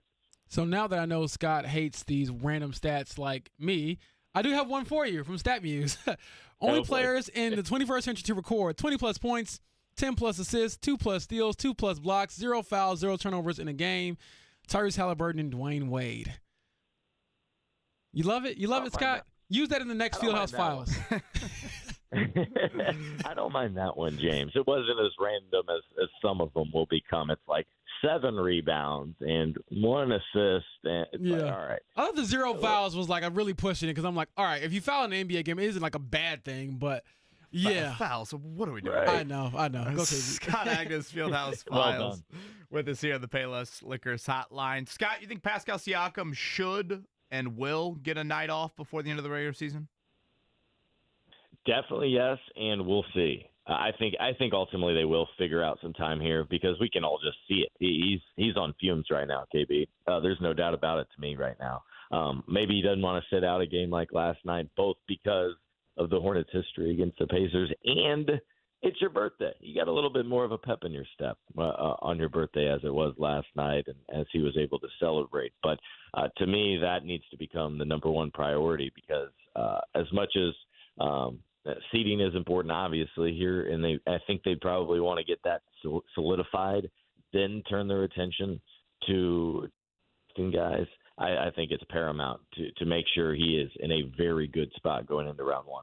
All right, Scott, let's pin down a little bit more of this playoff rotation. Let's assume the Pacers are healthy. I think we can all probably agree Benedict Mathurin and Obi Toppin are certainly guys that will come off the bench and play. I think McConnell you can probably write in with a Sharpie in the rotation. That would be 8. How much further are you going? Are you 1,000% going Thomas Bryant on a nightly basis? What are you doing with Jarris Walker and Ben Shepherd come playoff time? I think Bryant is definitely in there just because you're going to have a need for a backup center. Now, is it 20 minutes? No, it's probably anywhere from 6 to 12 minutes per game, I would say, for Thomas Bryant. And a lot of these obviously are matchup dependent. The next, then down the line, it seems like Shep's definitely in the rotation. That's just what we have seen throughout most of the season, I would argue. And then here's the tough one, right? Is Jarris is playing so well, and you can just see in his eye how much more comfortable and confident he is becoming. That one I'm unsure of, and I think probably is much more maybe matchup dependent or situational, injuries, or you want to play small. But I think, what is that, 10 before Jarris? That's probably what you're looking at, depending on how things shake out. Scott Agnes joining us on the Payless Liquors Hotline on the Fan Morning Show this morning. Scott, famously, this team was 10-15 after 25 games. They're 35-16 since. Why such a difference? What has this team done so well over the last 51 games that they just weren't doing in the first 25? Yeah, I think in simplistic form, it's health. For one, you had Andrew Nembhard out. You had Aaron Nesmith out. You had several other guys missing time. And then on top of that, while Tyrese was playing, he wasn't completely himself or completely healthy. And so I could really go back, Jeff, to early December, and you could really choose, I think it's like December 13th. They had a 4-day break. It was during the NBA Cup, which they were not a part of the Vegas part this year. You had Nembhard that had been with them for about 4 games. They finally had some serious practice time with much of the group, but not all. And on top of that, we should probably mention just the emotions of seeing 2 of your teammates in the first 10 games, including one in the first game, go down with arguably the worst injury in sports right now, which is the Achilles. So I think that was something as well. But you had that practice time, and then you had the majority of the team get healthy. And then I think they were really able to take off. I think it was as simple as that. Scale of 1 to 10 on the Showtime Pacers, the bounce pass alley-oop, Tyrese to Obi. Man, from Tyrese's standpoint, that's probably a 8.5, 9, I'd say, James. We were used to the alley-oops. We were used to getting a little wild, but to see him kind of pedaling backwards a little bit and then bounce it backwards, leading him, and it was a great pass too. I thought that was impressive. See, me and Scotty are on the same page. I mean, it's not the biggest, craziest pass I've seen from Haliburton, but also I was like, dang, that takes guts. And that guy's really good at that. In game. Yes. Yeah. Yes. He just makes it look so casual, which is he makes it look cool, which I think is pretty impressive. Scott, last one from me. Again, Scott Agnes's work, Fieldhouse Files, excellent job. What is next? I think it's a little bit of a quiet time, but what's next to look out for Fever-related dates? Fever, you got right now. Individuals headed down to the women's Final Four down in Tampa, but more than anything, you've got your coaching staff now officially solidified, even though Breon January was committed from the very beginning. That was the announcement yesterday. You have most of your roster just about set here. Realistically, you have basically 4 weeks. I think it's April 27th, KB, the start of training camp there, and so it'll be here before you know it. Scott, as always, thanks so much for stopping by, man. We appreciate it. We'll send everybody to the Fieldhouse Files and check your stuff out. Absolutely. Thank you, guys. All right. That's Scott Agnes on the Payless Liquors Hotline. And again, I know I've talked about it a couple of times in the last couple of weeks, but to go from 10-15, I know there's injuries and everything else, but when they got it rolling, and they have got it rolling the last couple of weeks, 35-16, that's as well as anybody in the NBA has been playing for the most part.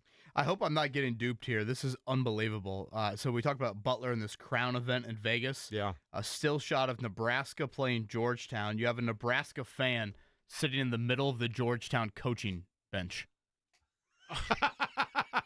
He's got 2 Georgetown staffers to the left of him and then the rest of the bench to the right of him. I mean, we're talking like dude in khaki shorts, Nebraska shirt, sitting right there in the middle of their bench. I'm sure there is no alcohol involved in the decision-making there. Nothing says Vegas more than that. But the best part is I don't see any security guards coming to help out. No, he looks great. He's like he's there. He's behaving. I don't even see a drink in between his seats. He looks good. They just happen to have butts and seats, I think, out there. I would say that's probably a smart Maybe he brought some Mark. concessions to the Butler team. Or not the Butler team, but to the other team there. Maybe. All right, we will continue moving on. A couple of things in Major League Baseball that I want to ask the guys about next as we continue on the Fan Morning Show, 93.5 and 107.5 The Fan.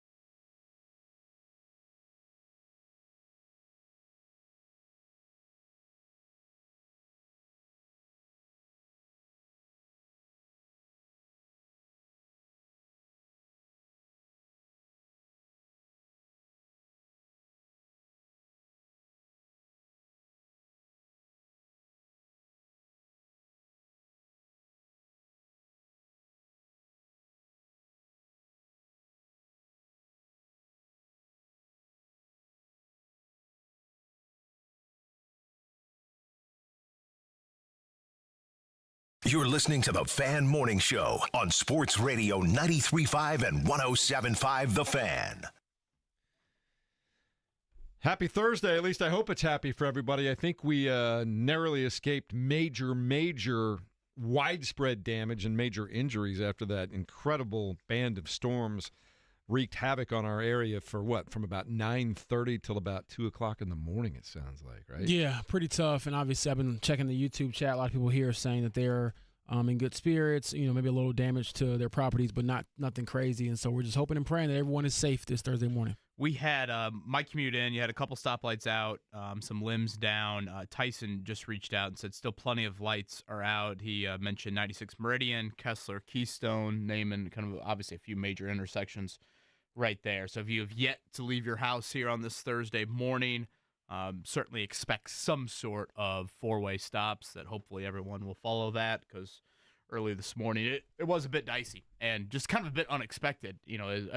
Not unexpected, but you come to an intersection, all of a sudden you're like, wait, what? Isn't there a stoplight supposed to be up there? Mm-hmm. So keep an eye out for that. But yes, fingers crossed as we wake up here on this Thursday morning that the sunlight will not bring about any more damage than certainly what we saw last night, because there was a lot of damage, and our folks in Brownsburg and Pike Township and Washington Township and into Hamilton County, that line definitely did some damage. There were some scary pictures for sure, and I know on my drive in, the Kessler Meridian and Rocky Ripple area, there were a bunch of power outages around there too, with non-working stoplights and things like that, and I don't know what it's like now, but that's what it was like earlier this morning. But be careful, stay safe, and hopefully everybody got out okay. Mark, the thing we've talked about this a couple times, a tornado passed just less than a mile from your house, right near that warehouse that got torn up in Brownsburg. Yeah, that warehouse is a mile from our house pretty much, and then just areas around us, there's Main Street. Got out okay. In the meantime, sports just keeps rolling on. We talked about the Dodgers that are now 8-0 in Major League Baseball, but there's always something going on with baseball about the rules these days. Nobody ever likes the rules in baseball. Now it's the torpedo bat, Kevin, and it's not like it's brand new to Major League Baseball, but it became a thing when the Yankees hit, 8 home runs using it in one game earlier in the season. I don't know that it'll change baseball forever, but now baseball says they're going to review whether or not they want to keep the torpedo bat. Is baseball just consistently tweaking with its rules forever, or should they just leave stuff alone at this point? All I know is whatever the Reds can do illegally or legally to make their bats work better, do it. Do it. KB's like, put a magnet in the bat. Anything. And the worst part about being a Reds fan... Put titanium in the bat. Cork it for all I care. Yes. Do we still check corked bats? I mean, come on. Well, don't look now, but here come the Red Lakes. Unless, remember, was it Albert Bell who his bat broke and the cork just fell out? That's embarrassing. That's not good. Oh, my goodness. Oh, you got to have a better I hate it when your cork just falls out, right? And I think one time... Got to have a better bat boy, a quicker bat boy. I think Sammy Sosa got busted once for it, and he said, oh, no, I accidentally grabbed my batting practice bat instead of my regular man, bat. my cork just fell right out. Sammy's line was always a bit odd to me.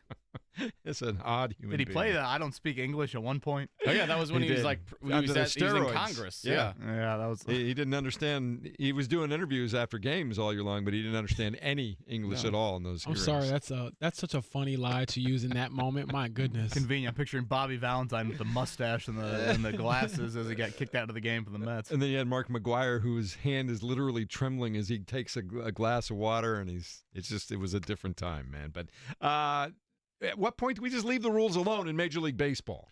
I'm not sure. I mean, obviously, I'm not as invested in Major League Baseball as you all are, but that was a storyline that I definitely picked up and read on. And I was just thinking to myself, is it more so like because the Yankees are the Yankees and it's annoying that they had such a good performance with those bats? Or is it a league-wide thing? That's my question. I guess to you all maybe. Like, I don't understand why now, or is it just because, we all perpetually hate the Yankees, so whatever we can do to make sure that they'd never win again? Is that part of it? Or is it just more so like we need to, I don't know, have some regulations here?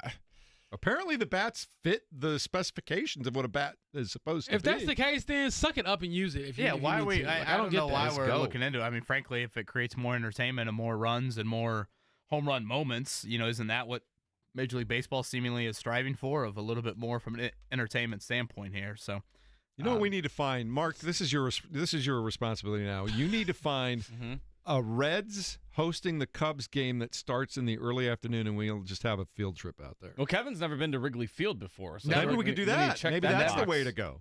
I actually haven't. I don't think. What? You'll have what? Romeoville is not that far from Wrigley Field. Nah, I mean, a Southside kid. That's my parents grew up on the South Side, so I've been to the White Sox stadium. Never to Wrigley, though.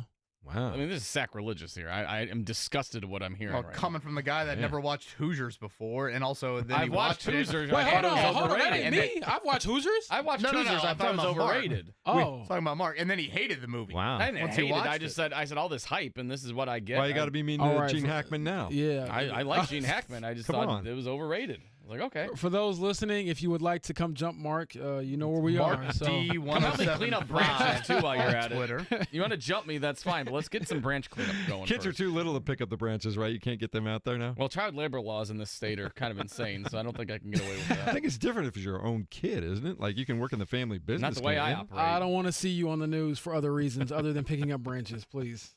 James, did I read into this too much? Is there a center competition for the Colts too? A little bit. That's definitely what they told us. So not just right guard. Right. It'll be a competition at center with Danny Pinter and Tanner Bortolini, which falls in line with what Danny told us when he re-signed at his press conference. He was saying, hey, I was told that I'm coming back with the intention to start or compete for a starting job. And so that's something to keep an eye on for sure. But to me, that's also kind of, the trend that Chris Ballard has followed this offseason, whereas he's been saying we need more competition. So I kind of respect him for not just giving the job to Tanner Bortolini outright. I know he started 5 games last year, played pretty well, but still, I mean, he's going into his second year. Don't just hand him the keys right now. Earn it over the summer. Yeah, 2 things. There was a game late last year at Denver where Bortolini and Pinter were both healthy. Ryan Kelly was out, and they stuck with Pinter over Bortolini in the starting lineup, which was kind of a little surprise. Right. Now, the other thing, too, is, when all the dust settles in the offseason and the acquisitions, again, we're 3 weeks away from the draft. Literally tonight will be round 1, 3 weeks from tonight. James, they're going to have like 5 position battles on offense. I mean, quarterback, center, right guard, and then I guess whatever happens at tight end. Yeah.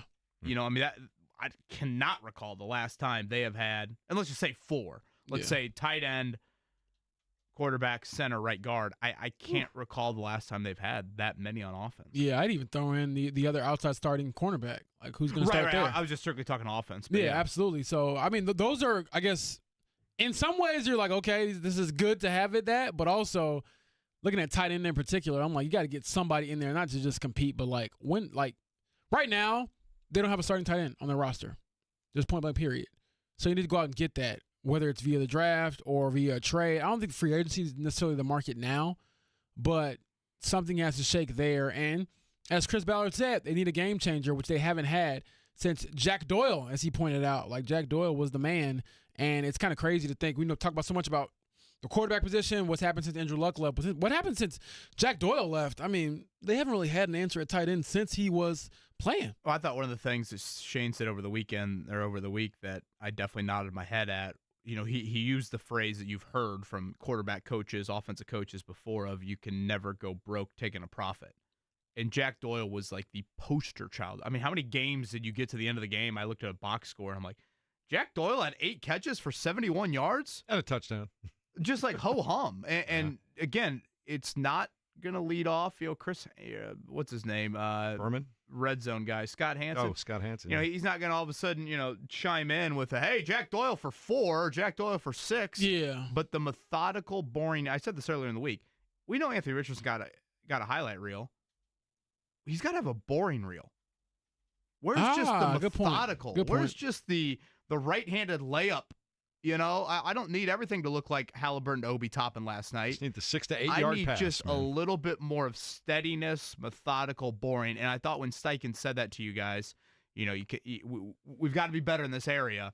I nodded my head. And again, it's twofold. Some is on the quarterback, but I think some's on the tight end position and a little bit on the running back position to just kind of help you out with checkdowns. To tie this together to like a local angle, your point about the boring reel, Tyrese Haliburton is like a perfect example of that. Like, a lot of his passes are not ones you would necessarily remember. I know he jumps in the air a lot. Those are the ones that kind of stick out. But you go back to last night, I believe he had 10 assists, 11 assists. 2 of them were very fancy. The rest of them are just on time, on target, good, normal, basic passes. Maybe he sees the defense and reads a little bit better than others would, or a lot better than others would, because he's such an elite passer. But they're like Chris Paul, for example, doesn't have so many assists because all of them were crazy passes. Steve Nash, and even the guys like, to bring it back to football, Peyton Manning, Tom Brady, they didn't have these crazy passes every single time. Not everything has to be Mahomes escaping. No, and you can't survive like that. Mahomes can make the layups, and so I think that's a great point you just made, KB. All right, coming up in a moment, I have another question for you guys regarding the Colts. We'll do that. We may revisit some comments that Rick Carlisle has made about his team recently. And right now, we got a brand new phone number for the time being, guys. We've had this phone system that's just quit on us, and while they fix it, the phone company said we can't give you the regular phone number right now. This is what we have, 317-972-3005. It's temporary, 317-972-3005, but I want to use it right now. Fast fingers, first caller for what, Mark Dykton? 4-pack of tickets for tonight's NIT championship. Yeah, you're not doing anything else? I'd take that if the boys are in town. I'd go see that. So 317-972-3005, fast fingers, 317-972-3005. 4-pack to go see the NIT tonight. We'll continue in a moment on 93.5 and 107.5 The Fan.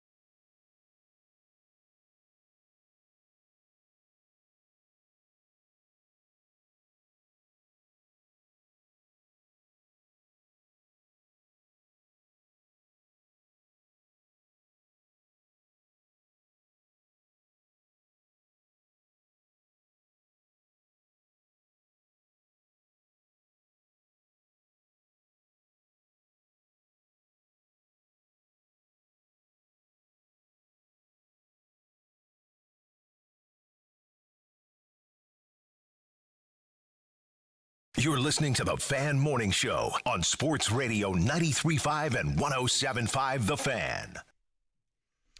Happy Thursday morning. Welcome in on another victory day for the Indiana Pacers. 14-point win over the Charlotte Hornets last night as they continue to edge closer and closer to securing a home court advantage in the first round of the NBA playoffs. We'll talk about that in a minute.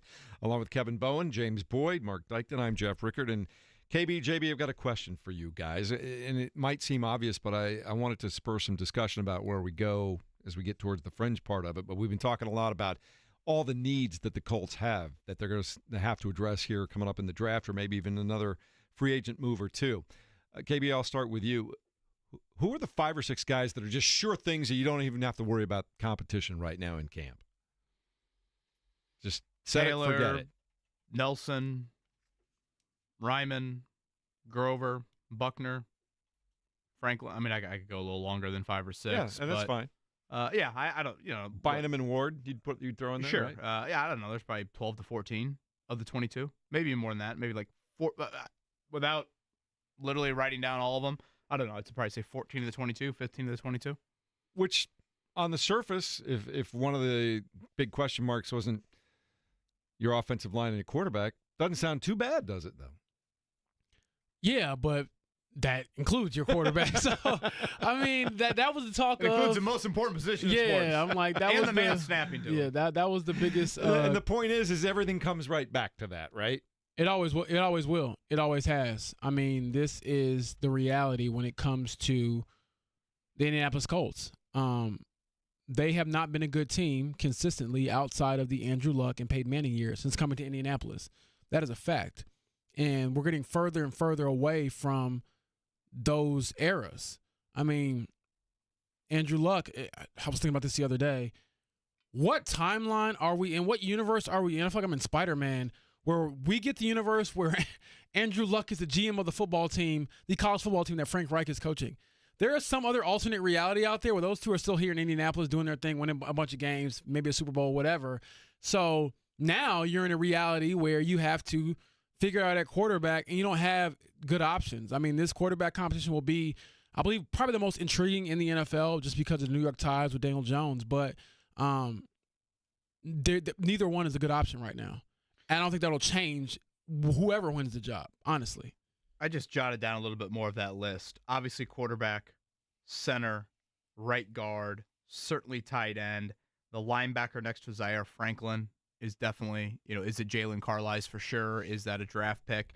And then I would also add, James, just playing time at defensive end.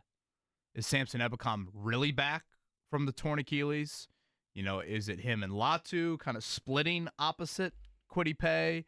Is Kwity Paye a third down rusher, or is Latu, more of that? Those are some questions that need to be solved. We'll say this because I pressed Chris Ballard about this, and he definitely threw it back in my face. He was like, man, you've been really hard on Samson Ebukam. And I'm like, yes, because he's going to be 30 and he's coming off a torn Achilles. It's not personal. Had many conversations with Samson. I think he's a great dude for everything I've had, just conversations I've had with him. But I asked Chris, man, am I tripping to kind of say this might be a misguided approach? But after talking to him at the owners' meetings, I got the vibe that he was more so saying, can Samson Ebukam be our top sack guy again? Maybe, maybe not. But we believe he can still be a productive player for us. So I internalized that as saying, okay, which I think is obvious, we need Latu to be a guy this year. And if he's a dude and Kwity can, maybe start on the other end of the defensive line, and you have Samson just giving you a couple of, spot snaps, or he's a guy you throw in on certain packages, whatever the case may be, even if he gets healthier as the season goes on, maybe you can rely on him more. But I got the interpretation that they were like, we need Latu to step up. And if Samson isn't our number one guy, but he's still, relatively productive, we'll accept that. We'll take that going into his final year. But again, I still think it's a big gamble because of the age and the injury. I couldn't agree more. I mean, James, to back your point even further, they cut a dude coming off a torn Achilles last year because of his play style. Yeah. Because of his play. I mean, Dallas Flowers was, he got exposed, frankly. And, I get corner might be a little different than DN, but Dallas Flowers was, 3 or 4 years younger than Samson Ebukam as well. So, no, I don't think you are hating on the guy. I think you are living in a dose of reality when it comes to the NFL and certainly how guys can get exposed if they are a step or two slow coming off an injury that is probably as menacing as any injury out there in an Achilles. James, I want to go back to something you had written not long ago about if you were Chris Ballard, these are the things you would address during the offseason. Having done what he's done so far with Bynum and Ward and a couple of the other things, what's left for him to do between now and the draft? Between now and the draft? I would say a lot of it has to do with just bolstering your roster in the draft, but just to throw out one possible idea, like do you go out and trade for a tight end? And do you go out and get a Dallas Goedert? Do you go out and get a Michael Mayer from the Raiders? Not saying you're not trading your best picks, but like a 4th or 5th round pick for someone you know is a proven commodity at tight end, and also draft tight end. Because you double dip in that way where you have the proven veteran and you also have the rookie with the upside to kind of jumpstart that room. So that's something I'll keep an eye on for sure. And also just depth at this point. You need more depth along the offensive, defensive lines for sure because of what you lost. And I know with right guard, there's a possibility you could draft one, but just go out and get a veteran as well who can hopefully, even if you just use them as a contingency plan, kind of bolster that trenches because you need that to win. I know we talk about it. I joke about it. You never want to have a mock draft with too many offensive linemen because it's not sexy and people will just get mad at you. But in real football, that matters a ton, especially when you're going into a season where your quarterback decision is undecided so far, and you can't have either quarterback running for their life because the right guard situation is not figured out. I'm curious how many free agents at this point, too, just want to sit it out through the draft. Have we reached that point of the offseason where free agents are like, all right, we're 3 weeks away from it. You might draft over me coming up here in a few weeks. You do see a little bit of a May wave of free agency. It's not super impactful, but I am curious that Rick Venturi just shot me a text in regards to this conversation. It says Achilles are tough, and Latu really needs to get a little bit more of a power element to his rush game, which he hasn't shown at all. I thought Latu also, I just felt like he hit a wall with about 5 games to go. If you look at it, he had a huge strip of Jared Goff in that Lions game. That ball bounced around for a while. That was a very impactful play the Colts couldn't pounce on. And I felt like that was the last we really heard of him during the season. And that Lions game was what, James? That was Thanksgiving-ish, maybe a little bit before Thanksgiving. I'm trying to think when it was on the schedule. So, when you needed your pass rush to dial up late in the season, I felt like your rookie just hit a wall, which, again, he's used to what? 12-game life, not 17-game life. Yeah. Where do you think Mo Alley Cox ends up going? Is there any chance he returns in any way, or does he just move on to another team when it's all said and done? I wouldn't hate it if he did return, but again, it's what is your role? Like if he's your main blocking tight end, and he has had some timely catches throughout his career with the Colts, that's fine. He just can't be your number one, and so that's where I kind of just push back there. Like he's been the number one on this team the last couple of years, and it just hasn't been productive enough. And honestly, I don't even think it's Mo Alley Cox's fault. Like he's been the same player, fairly productive player throughout his career with the Colts. It's just you need someone else to supplement him. And I thought what Chris Ballard said about tight ends was not very telling. It was kind of obvious, but it is something that they need to kind of think about if they're going to draft tight end. It's like you want to make sure when you get a guy, you can stay in 11 personnel, which for those listening in layman's terms, it means you want to stay with one tight end on the field, and it doesn't give anybody a tell as to what you're going to do. Like, it was very obvious last year, like, okay, if you take out Mo Alley Cox, you're probably not going to be blocking, probably throwing on that down. And so I think that if you can get someone, which is why Tyler Warren is such a big, name here in this market, he can block, he can run, he can catch. So it's not like if he's in the game, there's not this built-in tell to say what they're going to do. You're not tipping your hand. Exactly. That's what made Jack Doyle so effective. You could play him 80% of the snaps, and you wouldn't know, is this going to be a run-heavy series or is this going to be a pass-heavy series? KB, I think Chris Ballard wanted to, rewind the clock to bring back Jack Doyle. The way he went on a rant about him at the owners' meetings, I was like, why man, not? I know he's a good player. And he's like, no, you don't understand. And, of course, I'm like the one who wasn't on the beat yet. He's like, you don't get it. He was freaking good. He gets into his little animated and modes. he's even a better human being. Exactly. We got to get him on the show. What's he up to these days? He is living dad life. Is he here in the state? Yeah. That's what I thought. Living dad life. He's got 3 young kids.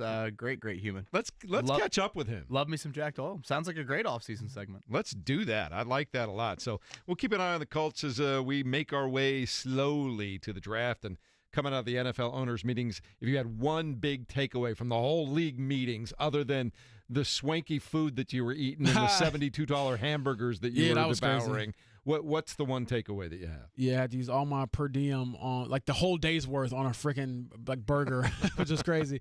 But I would say the biggest thing just league-wide, like, some of the bigger storylines had to be definitely the tush push. Like, is it going to stay in? Is it going to get banned? At least one more year, right? Exactly. And they'll table that till, I believe, May. And then also the flirting between Aaron Rodgers and the Steelers, like their owner coming out and saying, hey, we believe it's trending in the right direction, but nothing official just yet. That situation is weird. And then one of the ones that's kind of bubbling up the last couple of days, I know you went on the Pat McAfee show, I believe yesterday, is Trey Hendrickson. And those were some wild comments. That was interesting. Yeah. I was going to ask Eagles you about that. VP. Exactly. And so I think that, not to like rain on any like Colts fans parade, from what I understand, just talking to people around the NFL owners meetings and things like that, it doesn't sound like the Bengals are willing to really move Trey Hendrickson. It's more so just we're going to play hardball, and they've done it in the past where it's like, well, and we've seen it here kind of to a certain extent with Jonathan Taylor until they finally paid him. But, I mean, if you read these contracts, man, I've done all the boring stuff reading the CBAs. I mean, if they want to force him to play for him, they can. And so I don't know how much leverage he really has if they're just going to be like, well, you know what? You're not a free agent. Your contract's not up, and we want you to show up for work. And so some of those comments were pretty wild, though, I will say, KB, from their VP, just basically saying, like, well, he should be happy with, he can be happy with whatever number we give him, more or less, which I thought was kind of just crazy and pretty damning, honestly, of where things kind of stand. I think this kind of took a turn at the owners' meetings where maybe they're not as cordial as they were between both parties. Yeah, I'll be curious if that's kind of a new chapter in this story, because I think before it, it was all right. Eventually, a la Myles Garrett in Cleveland, they will come to an agreement, but to play it out public, Cleveland, it never played out this publicly. Yeah, real quick, here's what Bengals EVP Katie Blackburn said on the Trey Hendrickson contract, and shout out to Ben Baby from ESPN for sharing this quote from her. She said, he should be happy at certain rates that maybe he doesn't think he'd be happy at. I think some of it is on him to be happy at some point. If he's not, that's what holds it up sometimes. We have all the respect in the world for him. He's been a great player. We're happy to have him, and so maybe we'll find a way to get something to work. I think some of it is on him to be happy at some point. Damn. Dang, shots fired. She was not messing around. Yeah, Hendrickson went on McAfee yesterday. He expressed, obviously, disappointment in those comments. He then oftentimes would go back to, like, I want to be in Cincinnati. I mean, he made that clear. So it doesn't sound like it's, and maybe Hendrickson, he strikes me as a pretty nice dude. Maybe he just doesn't want to be as public as, clearly they were being there. But. Exactly. Oh, he doesn't want to go the Jerry Jones. I don't know who Michael Parsons' agent's name is. It's one of the biggest agents in the game. Gave him Google letter. A little bit. Yeah, so that was crazy. But yeah, those are some of my takeaways, Jeff, from the owners' meetings. Yeah, I like all that stuff, and I keep thinking about the Bengals. Kevin, they're going to have to score like 35 points a game. Yeah, Al Golden might want to go back to Notre Dame, right? As their defensive coordinator. I mean, who's going to stop? Who's going to make stops for that team? They had trouble making stops this year as it was. Oh, I'm serious. I would definitely think that Lou Anarumo was like, man, I'm glad to be in Indianapolis. They gave me Travarius Ward and Cam Bynum. I have Kenny Moore. I have DeForest Buckner. And, in Cincinnati, realistically, you're going to have Trey Hendrickson and a bunch of more or less no names because you don't have the money to do it. So it's tough. It is going to be tough. Not our problem, though, here in Indianapolis. No sympathy We're just at all. waiting to see how it all works out in the draft for Chris Ballard. Is this kind of changing Chris Ballard? Is it a new Chris Ballard altogether, KB, or are you just still waiting to see how the rest of the offseason unfolds? Well, I guess it kind of goes back to what we said earlier in the show. If you want to list the three layers of the offseason, how does Chris Ballard view his defense? How does Chris Ballard view free agency? How does Chris Ballard view the draft? I would say so far, the two things we have seen happen on the calendar, he's been a man of his word. Defensively, a little bit of change. Free agency, a lot of change. Mm-hmm. The draft, though, his words weren't different.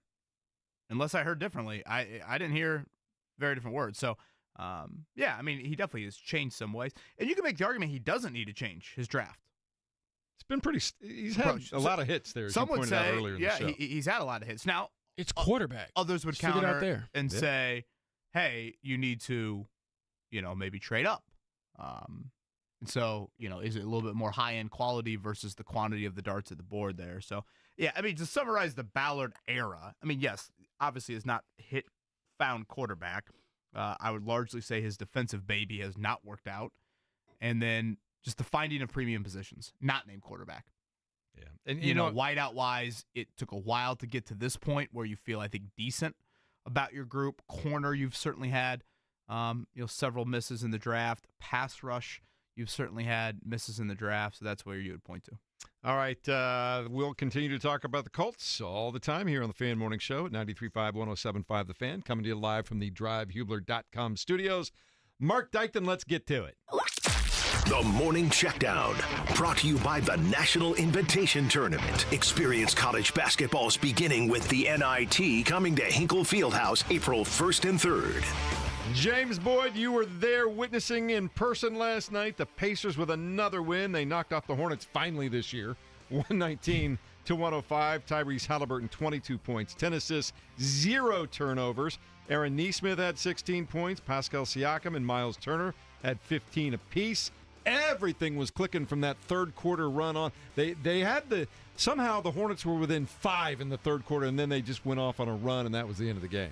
Yeah, I had a nice full day yesterday, flying back from Florida, stopped off in Charlotte, and to check my phone, I was like, wait, they're playing the Pacers tonight. Is it here or is it there?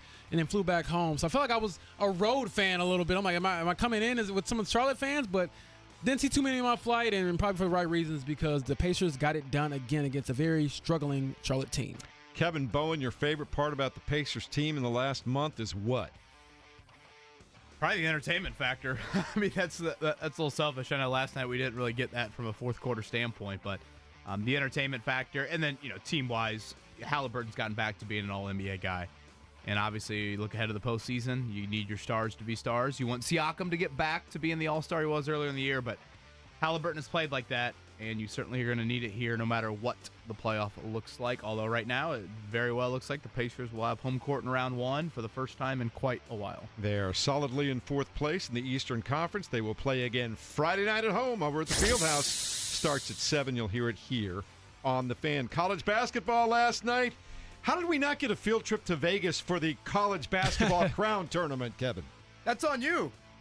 You're our boss. You gotta fund us.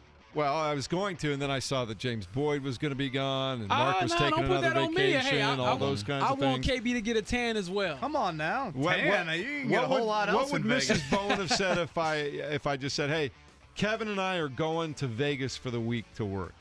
She would have said, Jeff, you can bleep off. Kevin will not be getting on that plane.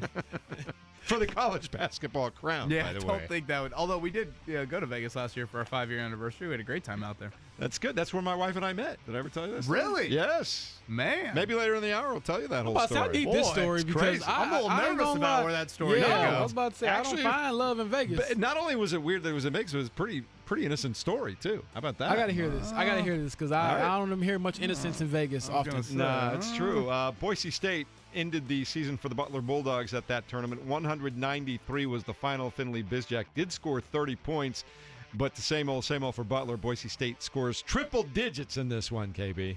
You guys surprised Cam Heide in the transfer portal for Purdue?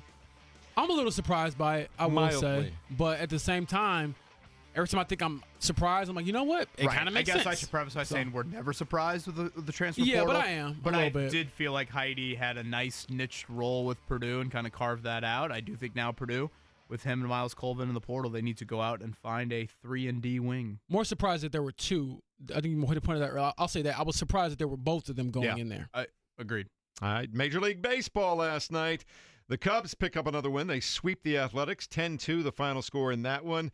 Seiya Suzuki, Mark's new favorite player, had 2 home runs in that game. It's nice to see him breaking out of his slump. He might want to stay in Sacramento and play in that ball field full time. I have actually covered games in that ballpark with, I think they were the River Cats, the Sacramento River Cats at one point in time. Yeah, it is just wild. It is wild visuals to see 2 major league teams in a minor league ball field. But it's cool. It's very cool. The Reds continue to struggle offensively for the second night Are you in a row. going to abandon being a Reds fan? Are you going to abandon following this team? Stick that in your pipe and smoke it. Wow. Well, he wanted the smoke. He's been that was at the ready. He's been saving that. Yeah. Man, I mean, I'm looking at the records right now, KB, and Reds are 2-4 after. Well, where are you going to go? I'm in The bottom, I guess. Bottom of the NL Central. Cubs have played the Skiles Test All-Stars here over the last Play the week Dodgers here. to start. What are you talking about? All I'm looking at is the standings, and right now, Cubs are above Reds. We need more of those torpedo bats. Are we having supply chain issues? Come on now, get them to Cincinnati ASAP. Cubs Reds, by the way, playing the Friday after Carb Day at Wrigley. So show trip, yes, no? God, I might still be hungover. Count me in. Do that. Let's go. Iowa Cubs were in town to play the Indians. That was postponed, obviously, last night, but I think they're in pretty good shape for today, right, Kev? Yeah, 12:35 first pitch there, and then 6:30, 6:35 doubleheader. 7 innings. They do that in triple.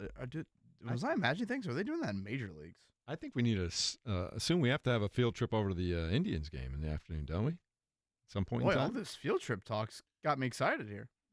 I'm there. I'm for it. Let's go. I like it. All right, coming up in a moment, we'll hear from Rick Carlisle, and the Pacers continue to get hot, and they're heating up at the right time of the year. We'll see if it can continue, see what's going on with that team as we continue next at 93.5 and 107.5 The Fan.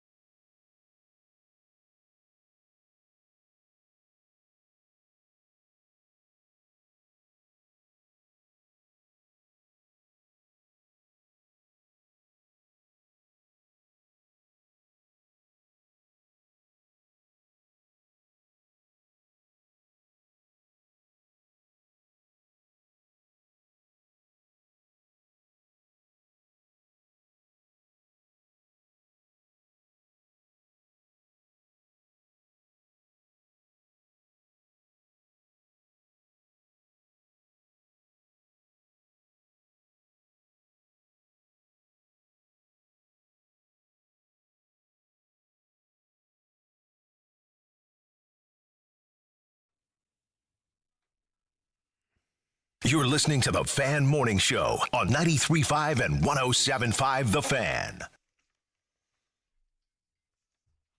I'm just happy everybody's back together again. You got JB coming back from the NFL owners meeting in Miami. The never-ending vacation has taken a pause, apparently hiatus, for Mark Dykton. Putting a pin in it. So we appreciate that. Kevin Bowen is here all the time. The only time Kevin misses is to go see like a national championship game. That's it. Sounds like a good reason. Sneaks on the field. Every time I forget that I was at that game, I'm reminded about it. Think about 3rd and 11. And is it more a positive memory or a negative memory? Well, he still wears all the gear that he bought on the trip. No, I mean that seriously. Doesn't that remind you of it? I did not buy any gear. He stole it. Did not buy any gear on the trip. Where'd you get it? I don't want any of it. 0 gear from that national title game. I saw you wearing one the other day. Is it more positive than negative, the memory of going there? I mean, that's like a once-in-a-lifetime thing. Yeah.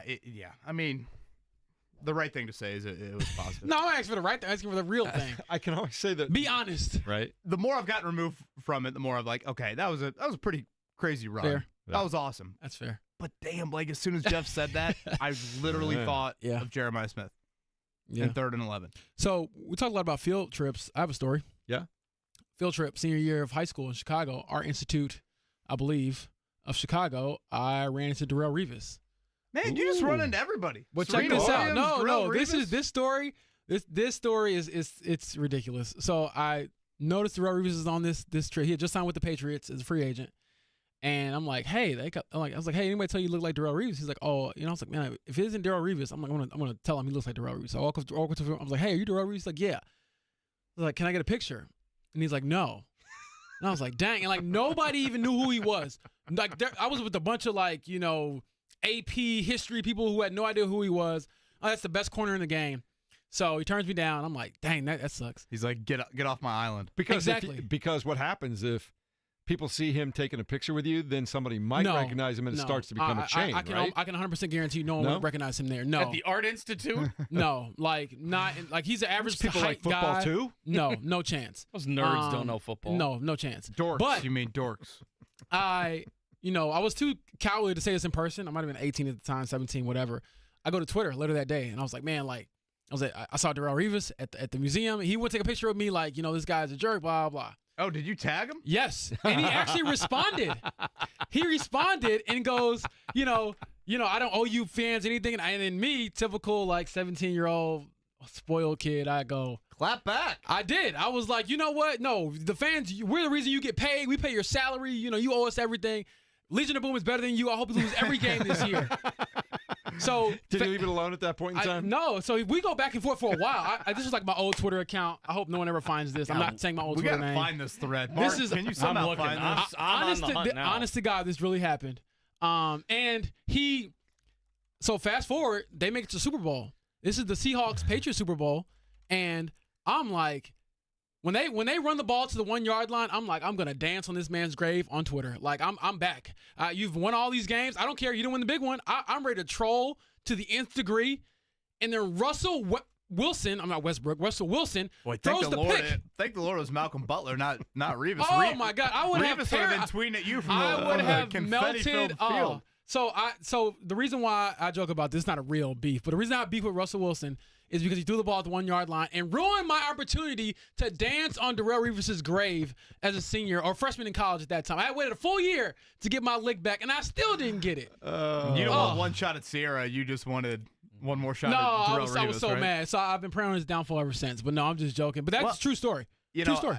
I wanted to make sure that we played this audio for you, James, because when Jeff was out last week, you and I were talking about the Pacers-Wizards game and the Pacers deciding to forego the pursuit of the NBA record for most threes in a game. They were 2 3-pointers short. The Pacers took a shot clock violation on each of the final 3 possessions. You were none too pleased with it, and I agreed with you in that, hey, when Rick Carlisle joins us Tuesday, you'll be in Florida, but I promise to you, I will ask Rick Carlisle about this. So for James Boyd's ears, because he's been a busy man these mornings in Florida, he's not had the chance to hear this. Here was Rick Carlisle's explanation on winning the Middle Attitude Award for the NBA in the year 2025. It's a respect thing to me. I've been watching Washington all year, and they've had some of the most amazing wins. I mean, they've won at Detroit, they've won at Minnesota, they've won at Denver, they've won at, I don't know, one or two other places that you would roll your eyes and go, holy cow, how are they doing that? I mean, they play hard. We were in a ridiculously difficult game at Washington the game before the All-Star break. You know, we were down 19 in the third quarter and really pulled a miracle to get back even and get it to overtime and find a way to win. Brian Keefe has been a career assistant coach in the NBA who's had, you know, head coaching aspirations. It just has never quite happened. And he's gotten his shot. And I got to tell you, he's doing one of the best jobs in the league. And, you know, these teams that are developing, you know, what they're going for is a high level of competitiveness, getting their young guys experience. You know, for a good chunk of the season, they had, you know, veterans like Valanciunas and Brogdon playing some, and now they, you know, in that game they had Chris Middleton play the first, you know, 14 out of 17 minutes, and then they shut him down for the rest of the night. You know, presumably to, you know, keep him going, keep him with opportunities to play, tuned up, all that kind of stuff. And so anyway, look, some nights you get really fortunate, and the ball is just going in. I mean, Tyrese got us started in that game, and we're coming off a really tough loss on national TV in a late starting game the night before against the Lakers, and you know, we hit 6 or 7 or 8 threes in the first quarter, and then just kind of keep it going. And you know, at the end of the game. You know, you score 170 points on a team like that, it's going to become a huge story, you know, and it's going to be an embarrassing thing. And we got to play these guys again. We got to play them a week from tomorrow at home. So, yeah. So I don't, you know, we'd set enough records in that game, you know, with 27 threes and whatever the franchise record was for points. I mean, and so, yeah, that was the choice. That was the decision. James Boy, you good with that? You good with the Rick Carlisle explanation on taking the high road and not going for the NBA record? I like it. I tell you all the time, the high road has too much traffic, and I'm the type, I kick you while you're down.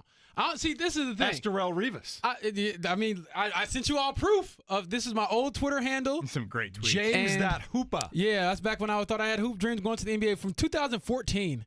We were arguing about this, but we'll get to that. I'm going down the rabbit hole of mentions. My Lord. Oh, yes, it is. It is glorious stuff. You know, it is glorious stuff. But to Rick's point, I understand that, but I'm also like, look, maybe it's because I just haven't won a lot in life when it comes to sports, but I'm like, I don't know if I'm going to be up again like this. So I'm going to take advantage. I'm going to beat you down. And plus, the fans paid for you to play basketball. They didn't pay for you to hold the ball the last 2 minutes of the game. I'm sorry. So I disagree vehemently. Wow. But that also explains why 18-year-old me was yelling at Darrell Rivas. The responses to those who want proof, I'll probably share this to Twitter later today. Why not? So if you go for that record, and then you face the Wizards coming up next week, and they dive at Tyrese Haliburton's knee, now who's getting the last laugh? I mean, if they do that, we just get James Johnson to come in the game, and everybody going home broke. I did see James Johnson was up for the award for Teammate of the Year. Since when do they do Teammate of the Year award in the NBA? They've done it pretty much every year. Really? Yeah, they've done it for a while. There's been a couple of guys that have gotten nominated over the years. So you give it to him all the time, right? Like he's on your team, you're not messing with him. You win, man. He basically Somebody says tries to vote for Johnny Furphy, and James Johnson's got them pinned in a locker room. Yeah, James is like, who you vote for? I don't know if I'd want to mess with Obi Toppin either. I mean, I wouldn't want to mess with any of them, you know, in a regular, you know, capacity as far as me being a regular human and them being NBA size. But James Johnson? Oh, no. I don't want to see him. Where would you go? That's a question I threw to Scott Agnes about an hour ago. Playoff rotation. Everybody's healthy. Obviously Matherin. Obviously topping off the bench. I assume McConnell. Thomas Bryant, Jarris Walker, Ben Shepherd. I think Jarris Walker's earned it at this point in time, don't you? I think Thomas Bryant's probably your 9th guy. Well, if Walker's earned it, Walker's your 9th. Yeah. Bryant would be your 10th. Are you playing 10 in the postseason? I don't think so. Probably go 8-9 in the postseason. Yeah, I think Bryant might. So if you go 8-9, are you cutting Bryant off? Yeah, probably, yeah.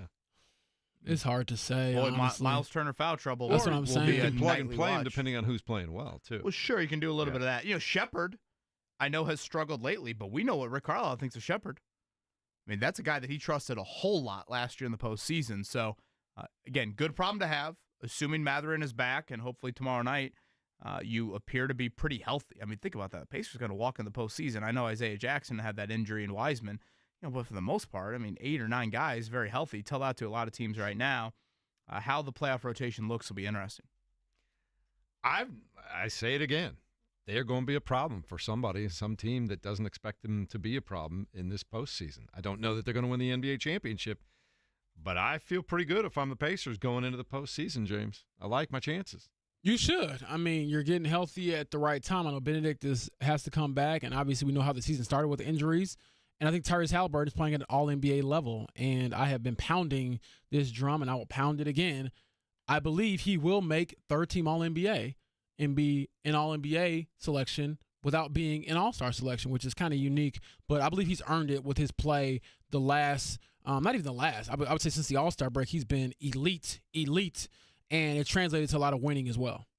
I like sending people to sports contests, and we're going to do that right now. Mark Dykton, I believe we have a 4-pack to an Indy 11 game. Is it 2 or 4? 4-pack of tickets for this Saturday's game against North Carolina FC at Carroll Stadium. All right. The number right now, it's our temporary number as they work on the phone system, 317-972-3005. 317-972-3005. Since it's a 4-pack, we'll look for the 4th caller there, and we'll send you to an Indy 11 game, which is always a good time over there. All right, coming up in just a minute, we will put a big bow on this show, talk a little bit more about the Pacers and their run down the stretch, and more as we continue on 93.5 and 107.5 The Fan.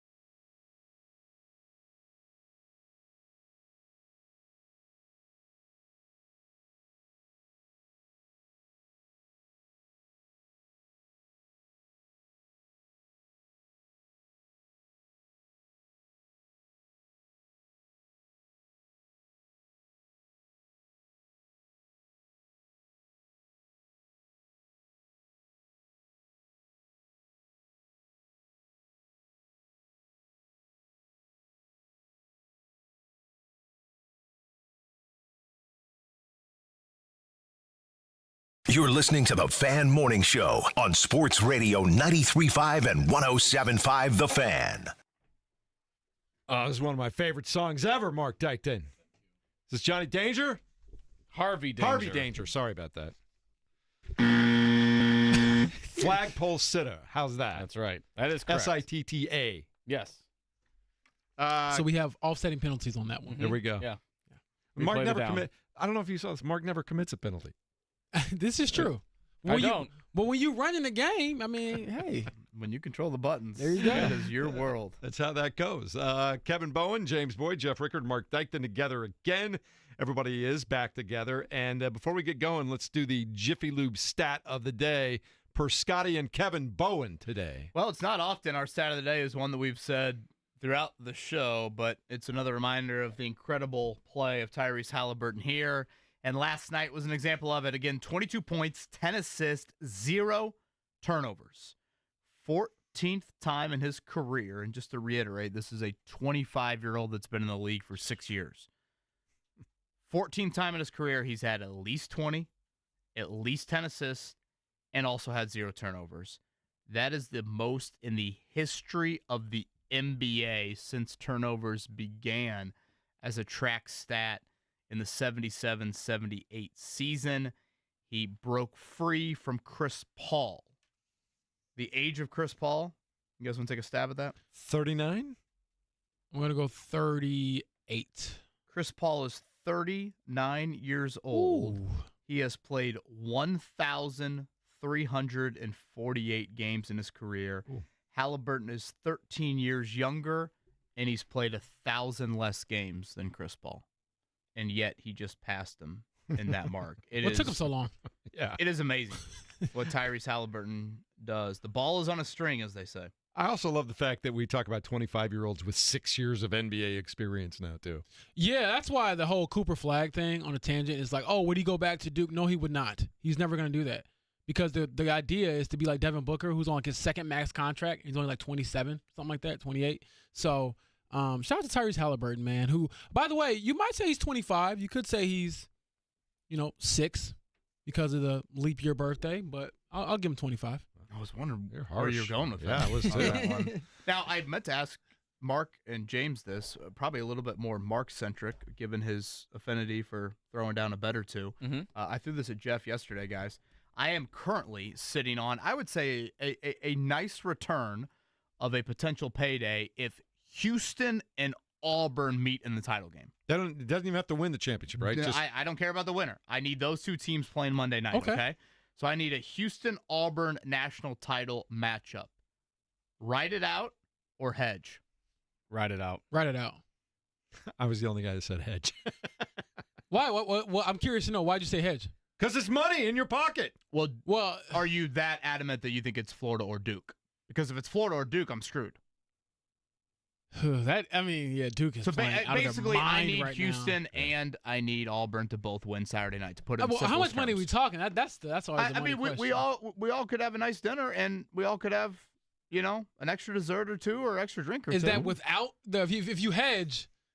Is that at the Breakers or not at the Breakers? If you're hedging, what kind of payout are you looking at then? I feel like hedging is just to probably cover my ass. Yeah.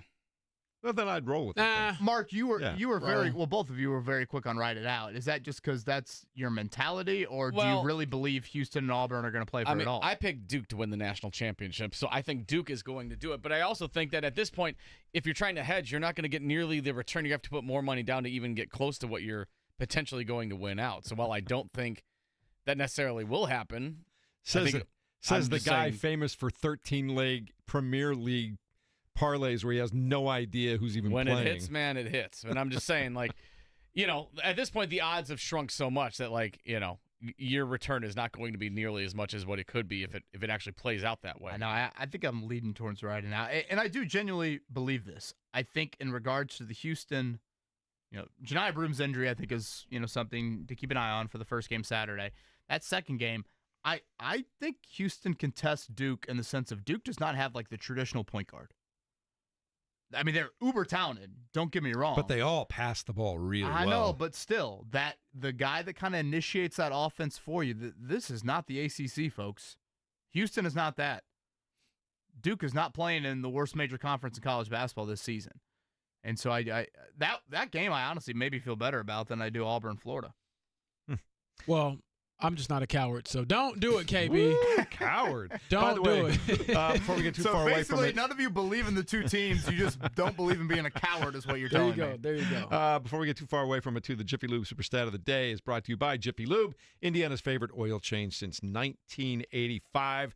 Pacers don't play tonight. Butler is done for the season. What are your viewing plans this evening, James Boyd? I'm watching Steph Curry and LeBron James go at it again tonight, I believe on TNT, mainly because those are the two best players from my generation of basketball, so I'm going to watch them until I can't watch them anymore.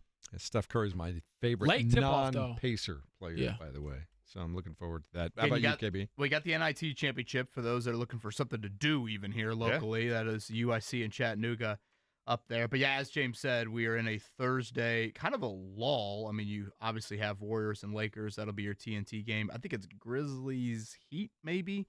Your first game, obviously the Grizzlies have had quite the amount of drama here. But it is probably one of our quieter nights of sports that we've had in a while.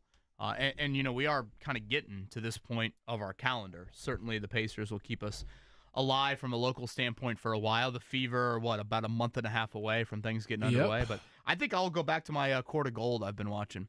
I want to finish that. The documentary on, really I thought it was more on a USA focus, the Olympic team from this past year in Paris.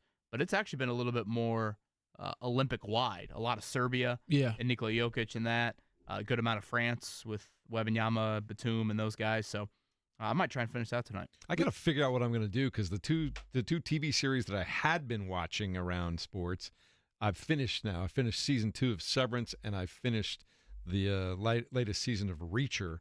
So I'm looking forward. And I was thinking about you when I was watching the end of Severance last weekend too, James. It's very cute. Because that was out of nowhere. Thinking about him, but he didn't call you Kevy. You were on vacation and he and I had a conversation about this. Yes, but I don't think you would enjoy Severance because it brings you more questions than answers, and it's very in your head kind of stuff. Yeah, and it's depressing to a certain degree. and I'm like, I like to watch shows where I'm like, you know what? There is some positive takeaway from this, and maybe there is, but when it gets too deep, I'm like, you know what? The real world is deep enough. So, you know, want to escape. Hashtag more shallow shows for shallow people like me, please. Mark, what are you up to this evening? Hopefully watching the back of my eyelids close because I'm tired. Good luck with that. It was a long night last night with the storms and driving home. I want to take a nap. There's not much on, so maybe I'll watch the show, but I wasn't planning to go to sleep. I think we'll all be on some sort of limb duty. You know, when you head home tonight, my neighbor had a big branch fall into our yard, so hopefully, fingers crossed for everybody out there. No, it just fell into we've got a little railing. We've got 3 steps into our sidewalk.